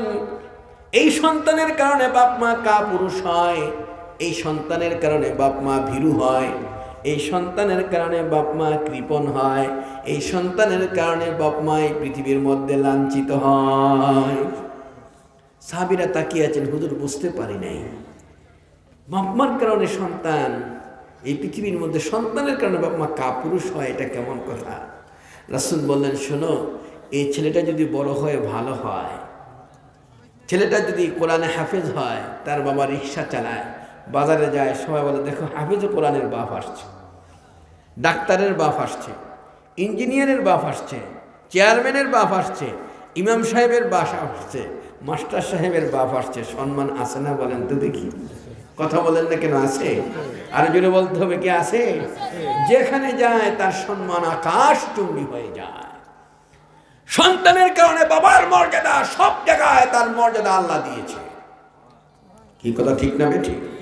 একটা সন্তান ভালো হলে বাবা গর্ব করে রাস্তায় বের হয়, আমার সন্তানটা ভালো আলেম হয়েছে, আমার সন্তানটা বড় ডাক্তার হয়েছে, আমার সন্তানটা বড় ইঞ্জিনিয়ার হয়েছে, এলাকার সবচেয়ে বড় নেতা হয়েছে। সন্তানের কারণে বাবার সম্মান। ঠিক তদ্রূপভাবে এই ছেলেটা যদি চোর হয়, ডাকাত হয়, সন্ত্রাস হয়, মদখোর হয়, বদমাশ হয়, এই পৃথিবীর মধ্যে আমার যুবকদেরকে বলি, যারা এখানে বসা আছো, বাবা মাহফিলের সভাপতি, এলাকার চেয়ারম্যান, মেম্বার, মসজিদের ইমাম সাহেব, সমাজের মাতবর, যার কথায় সমাজ উঠে আর বসে, ওই অবস্থার মধ্যে তার সন্তানটা যদি চোর হয়, ডাকাত হয়, সন্ত্রাস হয়, মদখোর হয়, বদমাশ হয়, এই রাস্তা দিয়ে বের হয়ে যায়, বাবা হঠাৎ করে পিছন দিক থেকে একটা বাচ্চা ডাক দিয়ে কয়, চোরের বাপ যাইতেছে, মদখোরের বাপ যাইতেছে, সন্ত্রাসের বাপ যাচ্ছে। এখন বলেন তো, বাবার মনটা কি ভালো? কথা বলেন না কেন? ভালো লাগবে? যুবক, তোমাদেরকে আজকে এই কথাগুলি এই জন্য ছেড়ে দিয়েছি। একটু চিন্তা করে দেখো, যখন তোমাকে, তোমার বাবাকে এরকম কেউ গালি দিয়ে কথা বলবে, তখন বাবার মনটা কতটুকু খারাপ লাগবে একটু বলো দেখি। একটু চিন্তা করে যাও। মাহফিল থেকে কিছু নিতে পারো আর না পারো, একটু অনুভূতি তোমার ভিতরে তৈরি হোক। ওই অবস্থার মধ্যে ছেলে মিটিং করছে, বাবা মিটিং করতেছে, একজনে দাঁড়ায়, সোরের বাপ, আপনি বড় গলায় কথা বলেন। আস্তে করে মাথাটা নিচু হয়ে গেছে, আর কথা বলে না। কি বলেন, আছে কি না? এখন বাবার কেমন লাগবে একটু চিন্তা করো তো তোমরা বসে বসে, একটু চিন্তা করে দেখো। আমার দৃষ্টিকোণটা তোমাদেরকে জানিয়ে দিয়ে যাই। বাবা রাস্তা দিয়ে হেঁটে যাচ্ছে, সন্তানকে যখন এই অবস্থায় পিছন দিক থেকে বাচ্চাটা ডাক দিয়ে বলে, সোরের বাপ যাচ্ছে, সন্ত্রাসীর বাপ যাচ্ছে, ডাকাতের বাপ যায়, মদখোরের বাপ যাইতেছে, এই কথা বলার পরপরই বাবার 2 চোখ দিয়ে জর করে পানিগুলি পড়বে আর কাঁদতে থাকবে। যেদিন ঘরে খাওয়ার ছিল না, না খেয়ে সন্তানের মুখে খাওয়ার ব্যবস্থা করেছিলাম, যেদিন এই পৃথিবীর মধ্যে আমার সন্তানটা অসুস্থ হয়ে পড়েছিলাম, সারা রাত তার মাথার পাশে আমি দাঁড়িয়েছিলাম, একটু অসুস্থ হয়েছে, কাঁধে করে ডাক্তারের কাছে নিয়ে গেলাম, কাঁধে করে করে নিয়ে গোসল করালাম। এই সন্তানগুলিকে আমি এত আদর করে আজকে লালন পালন করার পরে আমার মর্যাদা আকাশচুম্বী, আজকে তার কারণে আমার সম্মান ধুলার সাথে মিশে যায়। বাবা কাঁদে আর চোখের পানি ছেড়ে ছেড়ে হাঁটে। আল্লাহ, এই মাটিটা তুমি ফাঁকা করে দাও, আমি কবরে চলে যাই। আমি জমিনে থাকতে চাই না, আমি জমিনে থাকতে চাই না, আমি এই জমিনে থাকতে চাই না, আমি এই জমিনের মধ্যে থাকবো না। বাবার চোখের পানি জোর করে পড়ে আর কাঁদে। আমার যুবকদেরকে বলে, রে বাবা, তুমিও যেদিন এরকম বাবা হবে আর তোমার ছেলেটা তোমাকে আঘাত দিয়ে কথা বলবে, তখন তুমি বুঝতে পারবে ওই দিন কষ্টটা কতটুকু তোমার হৃদয়ের মধ্যে লাগে। কলিজায় রক্তক্ষরণ হবে, ওই দিন কেউ তোমার দিকে তাকাবে না। আজকে তোমাদেরকে এই মাহফিলে আমি বলে গেলাম, বাবার দিকে যদি এই হাত দিয়ে একটা আঘাত করে থাকো, 70টা আঘাতের অপেক্ষায় থাকো। এই মুখ দিয়ে যদি একটা গালি দিয়ে থাকো, 70টা গালি খাওয়ার অপেক্ষায় থাকো। এই পাও দিয়ে যদি একটা লাথি মেরে থাকো, 70টা লাথি খাওয়ার অপেক্ষায় থাকো। তুমি যদি বাপ মার দিকে চক্রাঙ্গিয়ে তাকাও, এরকম 70 বার চক্রাঙ্গানি খাওয়ার অপেক্ষায় থাকো। এর চেয়ে যদি খারাপ ব্যবহার করে থাকো, আজকে মাহফিলের মধ্যে তুমি লিখে নিতে পারো দলিল করে, তোমার জীবনে কোনোদিন জান্নাত নসিব হবে না, জাহান্নাম ছাড়া উপায় নাই। কি বিশ্বাস হয় কথাগুলো? এই জন্য বলে যায়, বন্ধু, গভীর রাত্রিতে একটা কথা নিয়ে বাড়িতে যেতে পারো। আমার নবীর সাহাবী হযরতে কাতাদা আল আনসারী রাদিয়াল্লাহু তাআলা হঠাৎ করে আল্লাহর নবীর সামনে হাউমাউ করে কেঁদে দিলেন। দু চোখের পানি জোর করে পড়তেছে আর কাঁদতেছেন। আমার নবী তাকিয়ে আছেন, তাকানো অবস্থায় বললেন, ও আমার সাহাবীরে, এত কাঁদতে তো কখনো দেখি না, এত বেশি কান্না করছো, কারণটা কি? সাহাবীর কান্নাটা আরো বেড়ে গেল। ওই কান্না ভেজা অবস্থায় আমার নবীর দিকে তাকিয়ে বলে, ইয়া রাসূলুল্লাহ, আমি কাঁদতেছি এই জন্য, আমি যে ছেলেটাকে জন্ম দিয়েছি, আমার জন্মদাতা সন্তান, আরবের সবচেয়ে বড় সন্ত্রাস, আরবের সবচেয়ে বড় খারাপ, আরবের সবচেয়ে বড় খারাপ মানুষ সে। আমি সমাজে মুখ দেখাতে পারি না, আমি বাবা হয়ে কখনো এটা সহ্য করতে পারি না। হুজুর গো, আপনার কাছে এসেছি, আপনি একটু আল্লাহর দরবারে আমার ছেলের জন্য দোয়া করে দেন। জোরে বলেন না সুবহানাল্লাহ। ছেলে মেয়ে খারাপ হলে হুজুরের কাছে দোয়ার জন্য আসি, হুজুর দোয়া করেন।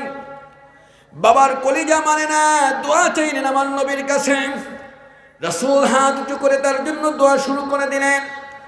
ওই ছেলেটার দোয়া যখন শুরু হলো, হযরত কাতাদা আল আনসারী রাদিয়াল্লাহু তাআলা আনহু ঘরে গিয়ে ছেলেটার রুমে ঢুকলেন, দেখি ছেলের পরিবর্তন হলো কিনা। আমার নবী তো দোয়া করেছে। ঘরে গিয়ে দেখে ছেলের কোনো পরিবর্তন নাই, পাশে দাঁড়িয়ে আছে, ছেলে কোনো পরিবর্তন হয় নাই। আল্লাহ নবী সঙ্গে সঙ্গে আল্লাহর আদালতে দোয়া করে দিলেন। দোয়া কি কবুল হলো না? কিন্তু বন্ধুরা আমার, ছেলের কোনো পরিবর্তন বাবা দেখলেন না, কিন্তু আমার নবীর দোয়াটা আল্লাহর আরশে পৌঁছে গেছে।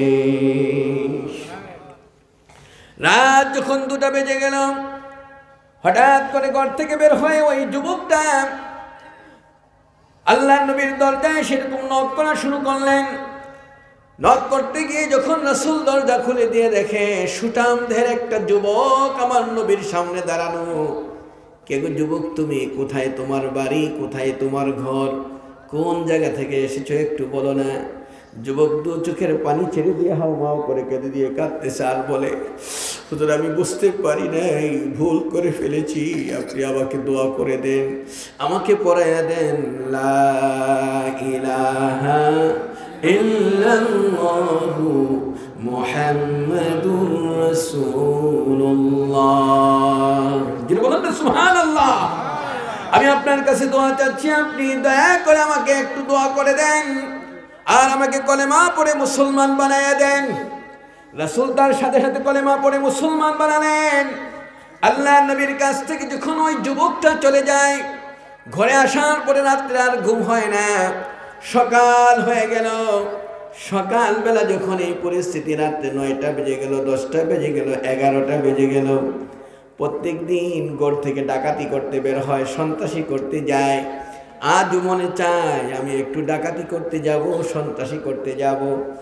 কিন্তু রাত্রে যে আমার নবীর হাতে হাত দিয়ে আমি মুসলমান হয়েছি, প্রত্যেক দিনের মতো আজকেও বের হয়ে গেল। এরকম একটা মাঠের কোনায় গিয়ে দাঁড়িয়ে আছে যেখানে সন্ত্রাসী হয়, ডাকাতি হয়। ওই মাঠের পাশে দাঁড়ানো, দুপুর থেকে শুরু করে সন্ধ্যা পর্যন্ত দাঁড়িয়ে আছে। আজকে কাউকে আর কিছু বলে না। যুবকটা কি যেন ভাবতেছে, কি যেন চিন্তা করতেছে। ওই অবস্থার মধ্যে যখন সন্ধ্যার এক মুহূর্তে ওই মাঠের উপর দিয়ে একটা সুন্দরী রূপসী মেয়ে যাচ্ছিল, ওই মেয়েটা যাওয়ার সময় যুবকটাকে দেখে, সুঠাম দেহের যুবক, এক পা গায়াবার পিছায়, এক পা গায়াবার পিছায়। ওই যুবকটা যখন দেখতে পেল মেয়েটার পরিস্থিতি এই, মেয়েটার দিকে তাকিয়ে একটু সামনে আগাতে চেষ্টা করলো। হঠাৎ করে মেয়েটা ঠাস করে সেখানে পড়ে বেহুশ হয়ে পড়ে আছে। মাটিতে যখন পড়ে এরকম ছটফট করতেছে, যুবকটা তার পাশে এসে দাঁড়িয়ে গেল। ওগো মা, ও মা, এত সুন্দর করে হেঁটে হেঁটে আসলা, এই জায়গায় এসে কেন বেহুশ হয়ে গেছে একটু বলো না। একবার বলল কোনো আওয়াজ নাই, দুইবার বলল কোনো আওয়াজ নাই, তিনবার বলল কোনো কথা নাই, চতুর্থবার যখন আবার বলল মা, এত সুন্দর করে হেঁটে হেঁটে এসে এখানে বেহুশ হয়েছ, কারণটা কি একটু বুঝতে পারলাম না। মেয়েটা দু চোখের পানি ছেড়ে দিয়ে কাঁদতেছে আর বলে, যেই যুবকের ভয় আমি এখানে বেহুশ হলাম, ওই যুবকটা আমাকে মা বলে ডাকতেছে। মেয়েটা কান্নার রোল পড়ে গেল, গাল বেয়ে বেয়ে পানিগুলি পড়ছে আর কাঁদতেছে। ওই মেয়েটা চোখের পানি ছেড়ে দিয়ে কাঁদে আর বলে, কে গো যুবক তুমি? কোথায় তোমার বাড়ি? কোথায় তোমার ঘর? এত সুন্দর করে আমাকে মা বলে ডাকতেছ। আমি তো মনে করেছি তুমি আমার চরিত্রের উপর আঘাত দিবে, আমি তো মনে করেছি আমার সতীত্বকে নষ্ট করে ফেলবে, আমি তো মনে করেছি তুমি আমার জীবনটাকে শেষ করে দিবে। এত সুন্দর করে আমাকে মা বলে ডাকতেছ, কোথায় তোমার বাড়ি? কোথায় তোমার ঘরের যুবক? আজকে তোমার পরিচয়কে আমি একটু জানতে চাই। সঙ্গে সঙ্গে যখন এই কথা হলো, মেয়েটা হাউমাউ করে কাঁদতেছে।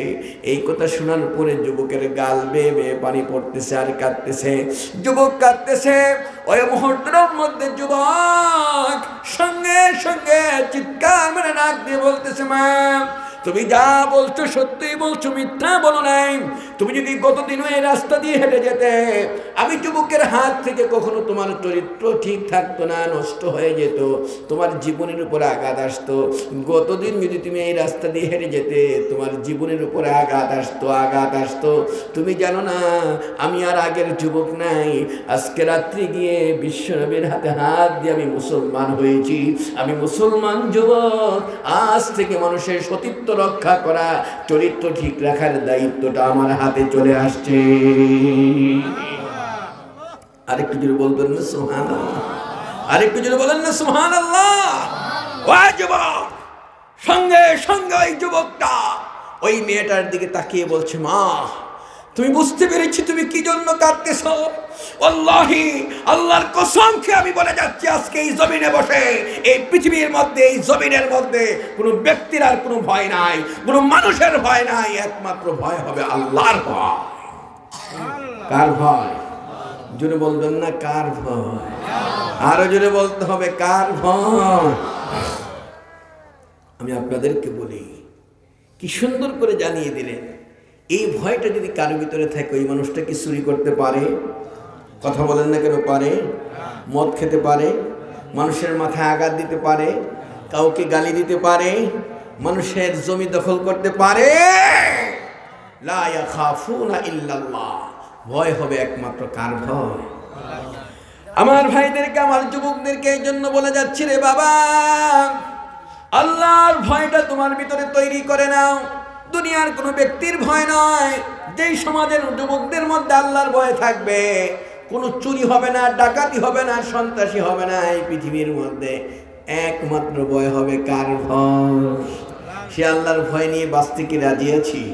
কে কে রাজি আছে একটু হাত উঁচু করে দেখান দেখি। নারায়ে তাকবীর, নারায়ে তাকবীর, নারায়ে রিসালাত। আল্লাহ যেন কবুল করে, বলেন আমিন। আপনাদের কাছে মনে খারাপ লাগতেছে কথা? বন্ধুরা আমার, এই কথাগুলো এই জন্য আমরা কিচ্ছা কাহিনী বলতে পারি না। এদিক দিয়ে শুনে এদিক দিয়ে বের হয়ে যায়। কোরআন হাদিসের কথা, প্রত্যেকটা কথা হাদিস থেকে দলিল। এই জন্য একটু মনের মধ্যে যদি গেঁথে যায়, হয়তো একটা কথাই তোমার জীবনের জন্য নাজাতের উসিলা হয়ে যাবে। ভয় করব কাকে? জোরে বলেন না কাকে? আল্লাহর ভয় নিয়ে বেঁচে থাকো। আমার যুবকরা যদি ভালো হয়, আল্লাহর ভয়টা থাকে, কোনো চুরি হবে না, ডাকাতি হবে না, সন্ত্রাসী হবে না, মদখোর হবে না, জেনা ব্যভিচার চলবে না সমাজের মধ্যে। একটা সোনালী সমাজ উপহার তুমি দিতে পারো। ভয় করবে কাকে? কি চিন্তা করেছেন? পৃথিবীর এই সোনালী সমাজটা কখন আসবে? আমি মালয়েশিয়াতে গিয়ে আইইউতে, যেটা আন্তর্জাতিক ইসলামী বিশ্ববিদ্যালয়, আমার অনেক ছাত্র আছে, প্রায় 250 ছাত্র সেখানে। ওরা সব কনফারেন্স করছে, প্রত্যেকটা হল দেখাতে নিয়ে গেল। দেখাতে নিয়ে যাওয়ার পরে দেখি যে প্রতিটা হলের সামনে 5টা 7টা করে ফ্রিজ দেওয়া আছে। ফ্রিজের মধ্যে সামনে লেখা আছে 1 টাকা দিয়ে তুমি খাবে, 1 রিঙ্কিট দিয়ে, এই শব্দটা লেখা। আর ভিতরে 7 আপ, পেপসি, পানি, আইসক্রিম, আইস যা আছে সব দেওয়া আছে। আমি বললাম যে এগুলি কি চুরি টুরি করে নেয় না? ছাত্ররা হুজুর, আজ পর্যন্ত মালয়েশিয়ার জীবনে এই রেকর্ড নাই যে এখান থেকে 1 টাকা না দিয়ে কেউ খাইছে। জোরে বলবেন না সুবহানাল্লাহ। আর আপনাদের এই এলাকার মসজিদের সামনে যদি এরকম একটা ফ্রিজ খোলা রাখা বলতে 1 টাকা দিয়ে খাবে, রাত্রের বেলা সুন্দর করে ফ্রিজ খালি হয়ে যাইত। পার্থক্যটা বুঝতে পারছেন? খায় না কেন? এদের মানসিকতা এমনই তৈরি হয়েছে, আমি কার হক খাবো, কার সম্পদটা আমি ভক্ষণ করব, কার সম্পদ দিয়ে আমি এই পৃথিবীর মধ্যে বেঁচে থাকবো। ও বন্ধু, তোমার এই মাপকাঠিটা কোরআন দিয়েছেন। ইন্নাল্লাযীনা ইয়াকুলুনা আমওয়ালাল ইয়াতামা যুলমান ইন্নামা ইয়াকুলুনা ফী বুতুনিহিম নারা। অন্যায়ভাবে জুলুম করে যদি কেউ দখল করে, কারো কাছ থেকে 1 টাকা ভক্ষণ করেছ, এতিমের মাল হোক, অন্য মাল হোক, সম্পদ হোক, গ্রাস হোক, ব্যবসার ক্ষেত্রে হোক, ওই মালটা তুমি যেন পেটের মধ্যে ঢুকাও নাই। আমার আল্লাহর কোরআনের ঘোষণা, তোমার পেটের মধ্যে আগুন ঢুকিয়েছ। কি ঢুকিয়েছ? আগুন, আগুন, আগুন। যেন বলেন না সুবহানাল্লাহ। এই চিন্তাটা যদি কারোর মাথায় থাকে, ওই মানুষটা কি খারাপ কাজ করতে পারে? কথা বলেন না কেন? পারে। রাত গভীর হয়ে যাচ্ছে, আমি আর বেশি না গিয়ে বলতে চাই বন্ধুরা আমার, এই পৃথিবীর মধ্যে ভয় করব কাকে? আল্লাহকে ভয় করতে রাজি আছি সকলে? আলহামদুলিল্লাহ। আল্লাহ যেন কবুল করে, বলেন আমিন। আরেকটু জোরে বলেন আমিন। হযরত ইউসুফ নবীর নাম কি আপনারা শুনছেন? পিছনের তারা মানে এই এই গুড়াগাড়া, ইউসুফ নবীর নাম শুনছো? দিও। কি নাম তো ইউসুফ নবীর? সুন্দর নবী ছিল না কালো নবী ছিল? কেমন ছিল? জোরে বলতে হবে, কেমন ছিল? পৃথিবীর সব সৌন্দর্য যদি এক পাল্লায় রাখা হয়, ইউসুফ নবীর সৌন্দর্য যদি আরেক পাল্লায় রাখা হয়, তার সৌন্দর্যটা বেড়ে যাবে। জোরে বলেন না সুবহানাল্লাহ। সারা পৃথিবীর সমস্ত নবী রাসূল যা আছে সব সৌন্দর্য যদি এক পাল্লায় রাখা হয়, আর আমার নবীর সৌন্দর্য যদি আরেক পাল্লায় রাখা হয়, আমার নবীর সৌন্দর্যের পাল্লাটা বেড়ে যাবে। জোরে বলবেন না সুবহানাল্লাহ। আমার নবী ছিলেন এমন সুন্দর, ইউসুফ নবী এত সুন্দর ছিল, মিশরের সমস্ত নারীগুলি আমার ইউসুফের জন্য পাগল পারা। স্বয়ং বাদশার স্ত্রী জুলাইখা ইউসুফের জন্য পাগল। আমি ঘটনা বলবো না। ইউসুফ নবী বড় হয়েছে, 25 বছরের যুবক। জুলাইখা বাদশার স্ত্রী, বাদশাকে বলে ইউসুফের জন্য আর একটা বাড়ি বানান। বানাও। বাড়ি হয়ে গেছে, বাদশার কথার লগে লগে বাড়ি হওয়া শেষ। 7 তলা বিশিষ্ট বিল্ডিং হলো।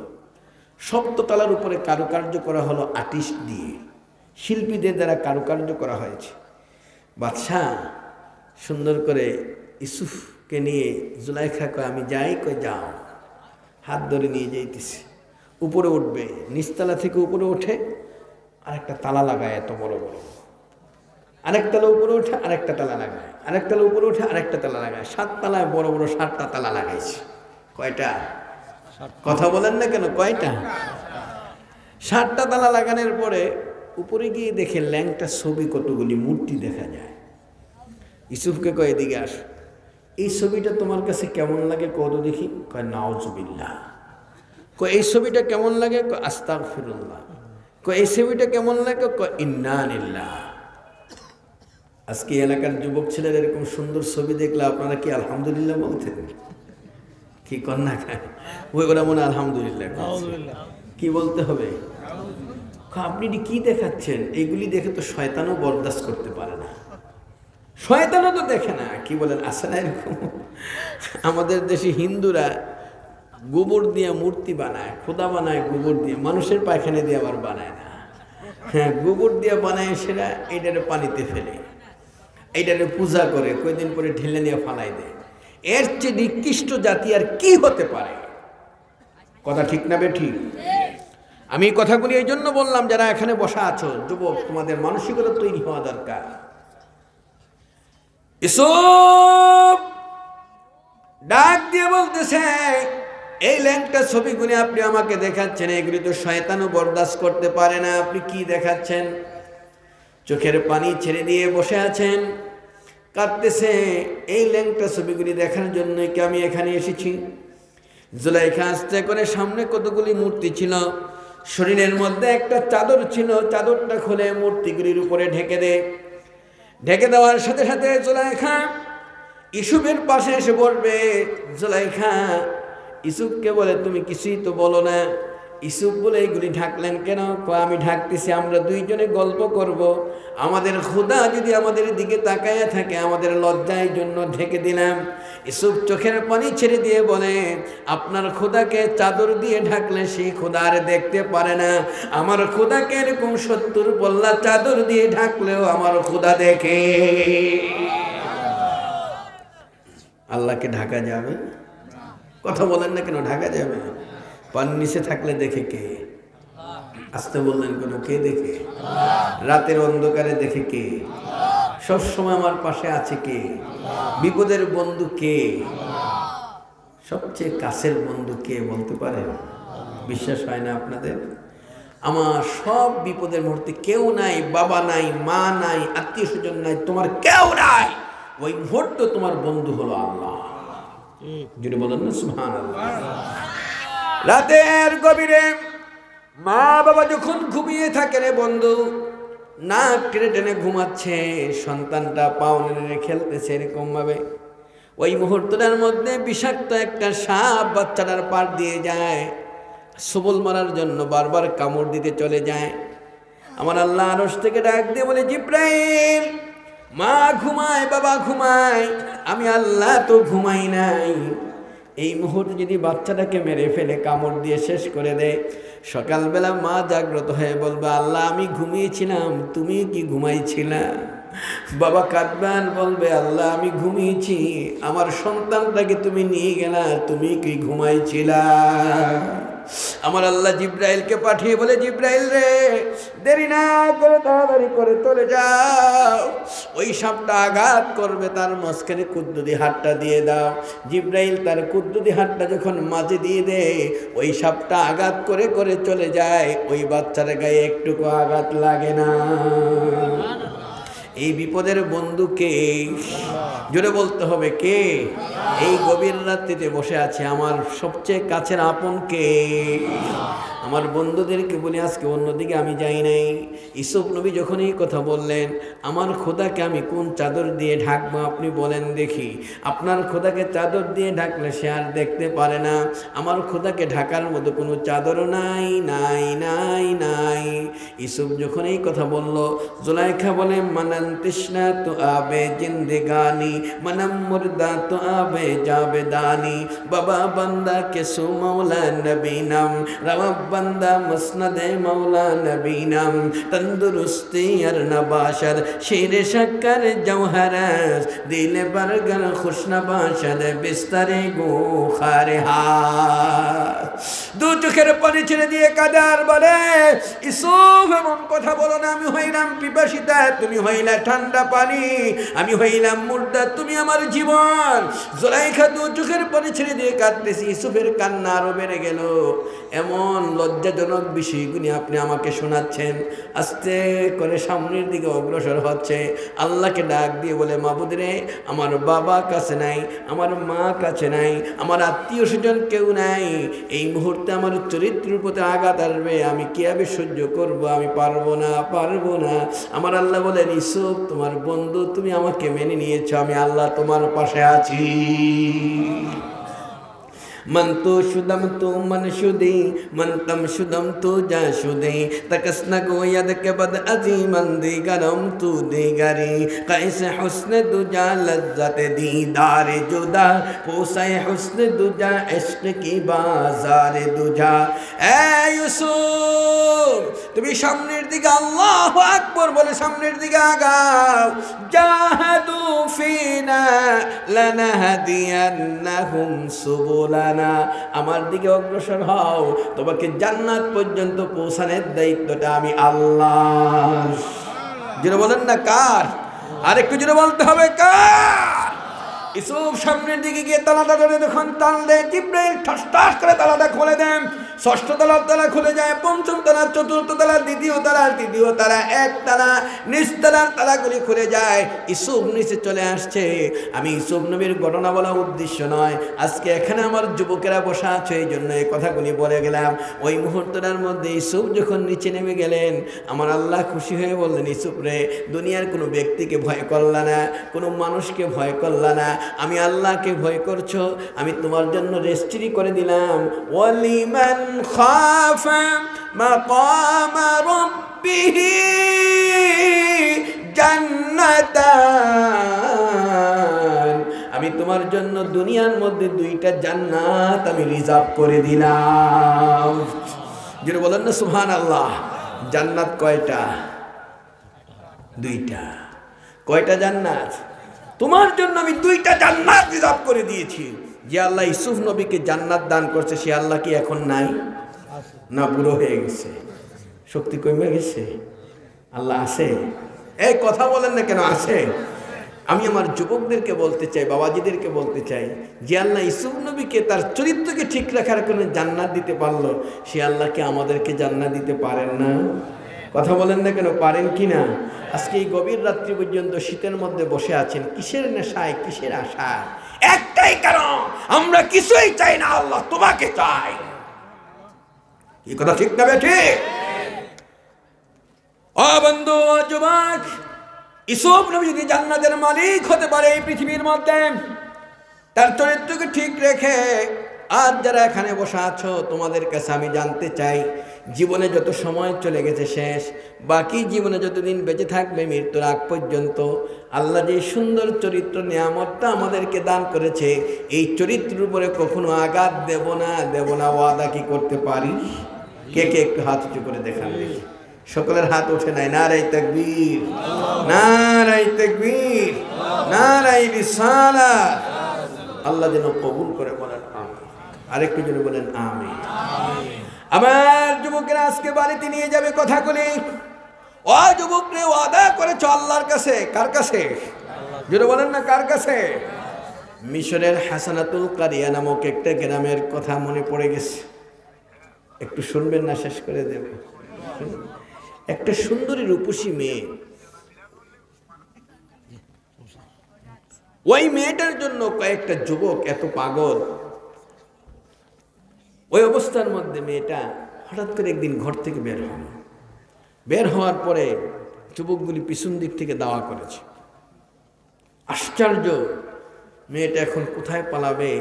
চোখের পানি ছেড়ে ছেড়ে কাঁদতেছে, আল্লাহ আমার চরিত্রের উপর আঘাত আসবে, আমি কি এরকমভাবে বেঁচে শেষ হয়ে যাব? পাশে গিয়ে একটা 10তলা বিল্ডিং ছিল, আশ্রয় নেয়। ছেলেগুলি নিচতলায়, মেয়েটা তখন একতলায়, ছেলেগুলি একতলায়, মেয়েটা দোতলায়, ছেলেগুলি দোতলায়, মেয়েটা 3তলায়। এক এক করে উপরে উঠতে উঠতে ছেলেগুলি 8তলায়, মেয়েটা 9তলায়, ছেলেগুলি 9তলায়, মেয়েটা 10তলায়, ছেলেগুলি 10তলায়, মেয়েটা 10তলার ছাদের উপরে। ওই অবস্থার মধ্যে ছেলেগুলিও ছাদের উপরে। তখন মেয়েটা তুই চোখের পানি ছেড়ে দিয়ে কাঁদে, আল্লাহ আমার কি আর জীবন রক্ষা হলো না? আমার কি শেষ জীবনের অবস্থা? দু চোখের পানি ছেড়ে দিয়ে আল্লাহর কাছে বলতেছে, মাবুদ, ইউসুফ নবীকে রক্ষা করেছো, ইব্রাহিম নবীকে রক্ষা করেছো, সে আল্লাহ তুমি তো এখনো আছো, আমাকে কি রক্ষা করতে পারো না? আমার জীবন থাকতে কখনো আমি আমার চরিত্রের উপর আঘাত আসতে আমি দেব না। যখন এই পরিস্থিতির মধ্যে ওই মেয়েটা 10 তলার উপর থেকে আল্লাহর উপরে তাওয়াক্কুল করে আল্লাহকে ভয় করে লাফ দিয়ে জমিনের মধ্যে পড়ে যায়। একটা ছেলে আরেকটার দিকে তাকিয়ে বলে, আরে বেঁচে থাকলে কেউ না কেউ পেয়ে যেতাম, আজকে মেয়েটার জীবনটা শেষ হয়ে গেল, মেয়েটা মরে গেল। কি পরিস্থিতি!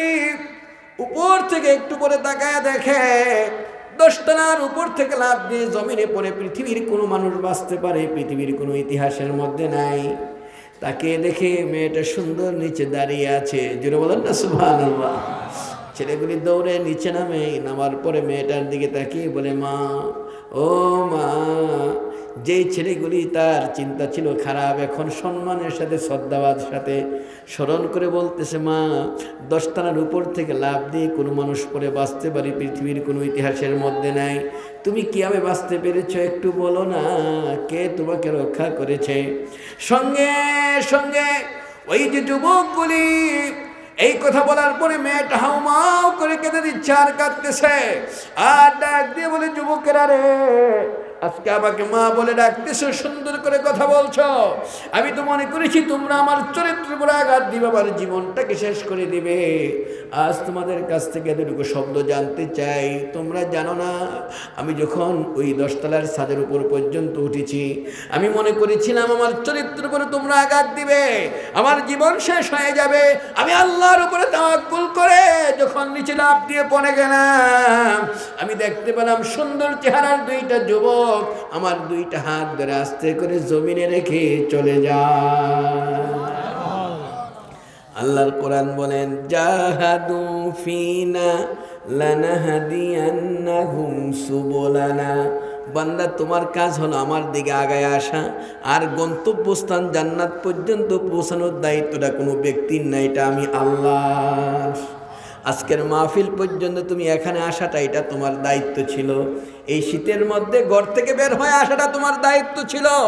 এখান থেকে জান্নাতি মানুষ হয়ে, ভালো মানুষ হয়ে, আল্লাহর ওলি হয়ে, আল্লাহর বন্ধু হয়ে বাড়ি যাওয়াটা এটা কোনো ব্যক্তির দায়িত্ব না, কোনো মানুষের দায়িত্ব না। দায়িত্ব কার? আর জোরে বলেন না কার? আরেকটু জোরে বলতে হবে কার? কি বিশ্বাস হয়? এই জন্য যারা এখানে বসা আছেন, আমি এই জন্য প্রথমেই বলছি, বাবাজিরা, হেদায়েতের মালিক কোনো পীর নয়, হেদায়েতের মালিক কোনো আলেম নয়, হেদায়েতের মালিক কোনো নবী নয়, হেদায়েতের মালিক হলো কার? জোরে বলেন না সুবহানাল্লাহ। আর একটু জোরে বলেন সুবহানাল্লাহ। সে আল্লাহকে ভয় করতে কি রাজি আছিস? মাশাআল্লাহ। আল্লাহ যেন কবুল করে, বলেন আমিন। আজকে শেষ মুহূর্তে এতটুকু কথা বলে যাই। চা খাওয়ান যায় না? জি। আমার নবীর সাহাবী হযরত আনাস ইবনে মালিক, তিনি বলেন, আমি রাসূলের দরজার পার দিয়ে হেঁটে যাচ্ছি, ফজরের নামাজের পরে দরজাটা এরকম ফাঁকা করলাম, হঠাৎ করে দেখি আল্লাহর নবী তার দেহ মুবারকটা, মাথা মুবারক আমার আয়েশা সিদ্দিকা রাদিয়াল্লাহু তাআলা আনহার মাথার রানের উপরে রাখা আছে। রাসূল সুন্দর করে এরকম মুস্কি মুস্কি হাসছেন আর কাঁদতেছেন, আয়েশা সিদ্দিকার চোখের পানিটা মুছে দিচ্ছেন। আমি মনে মনে ভাবলাম, আর কি রাসূলকে আমরা দেখবো না? এটাই কি আমার জীবনের শেষ দেখা? আমার বন্ধুদেরকে, আমার ভাইদেরকে বলতে চাই, আল্লাহর নবী আয়েশা সিদ্দিকার হাত ধরে বলেন, আয়েশা রে, আমার সময়টা শেষ, আমি আর বেশি সময় তোমাদের মাঝে থাকবো না, চলে যাব, চলে যাব, চলে যাব। আয়েশা, আমি তোমাকে একটা কথা বলি। হুজুর বলেন। আমি চলে যাচ্ছি, আমার উম্মতগুলিকে একটা মেসেজ দিয়ে দিও, আমার উম্মত যদি একটা আমল সুন্দর করে করতে পারে, আমি নবীর সাথে তার জান্নাত হয়ে যাবে। আয়েশা সিদ্দিকা ভাবলেন কোনো কঠিন আমলের কথা বলেন কিনা। একবার, দুইবার, তিনবার রাসূল বললেন, কিছুই বলেন না। চতুর্থবার আবার আমার হাত ধরে বলেন, আয়েশা, আমার উম্মতকে জানাইয়া দিও। হ্যাঁ হুজুর, আমি জানাবো, আপনি বলেন। আল্লাহ নবী বলে দিলেন, শোনো, আমার জীবনের শেষ কথা হলো আসসালাত, আসসালাত, আসসালাতু ওয়া মা মালাকাত আইমানুকুম। আমি নবী চলে যাচ্ছি, তোমাদের কাছে রেখে গেলাম নামাজ, নামাজ, নামাজ। জোরে বলেন না সুবহানাল্লাহ। আমার নবীর সাথে জান্নাতে যেতে কি মনে চায় না? কি বলেন মনে চায়? কার কার মনে চায় একটু হাত উঁচু করে দেখান না। প্রত্যেকের হাতটা ওঠে না, একটু হাত জাগান না রে ভাই। নারে তাকবীর, নারে তাকবীর। জীবনে যত নামাজ কাজা হয়েছে সবগুলি মেমোরির থেকে রেখে আজ শেষ মুহূর্তে গভীর রাত্রিতে আল্লাহর কাছে ওয়াদা করি, আল্লাহ তোমার বন্ধুর সাথে আমি জান্নাতে যাব। আমি যতদিন বেঁচে থাকবো, এই শরীরে যতদিন রক্ত থাকবে, মৃত্যুর আগ পর্যন্ত কখনো এক ওয়াক্ত নামাজ ইচ্ছাকৃত ছাড়বো না, ছাড়বো না, ছাড়বো না। এই ওয়াদাটা কি করতে পারি সকলে? কে কে একটু হাত উঁচু করে দেখান দেখি। নারে তাকবীর। ওই অনেকের হাত ওঠে নাই, নিজে নারে তাকবীর। আল্লাহ যেন কবুল করে বলেন আমিন। দুইটা আমল দিয়ে গেলাম, একটা হলো চরিত্রকে ঠিক রাখবে, একটা হলো নামাজ পড়বে। মনে আছে তো না? ভুলে গেছে। বন্ধুরা আমার, সারা রাত্র ওয়াজ শুনতে পারবেন, একের পর এক ঘটনা বলবো, এত সুন্দর। কিন্তু আমি যদি ফজরের নামাজটা না পড়ি, এই ওয়াজের কোনো দাম থাকবে বলেন?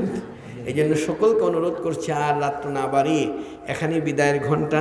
আমরা সকলেই আল্লাহ যেন আমাদের সকলকে জান্নাতি হিসাবে কবুল করে বলেন আমিন। সকলে মুহাব্বতে একটু দাঁড়িয়ে সালাম দেই ইয়া নবী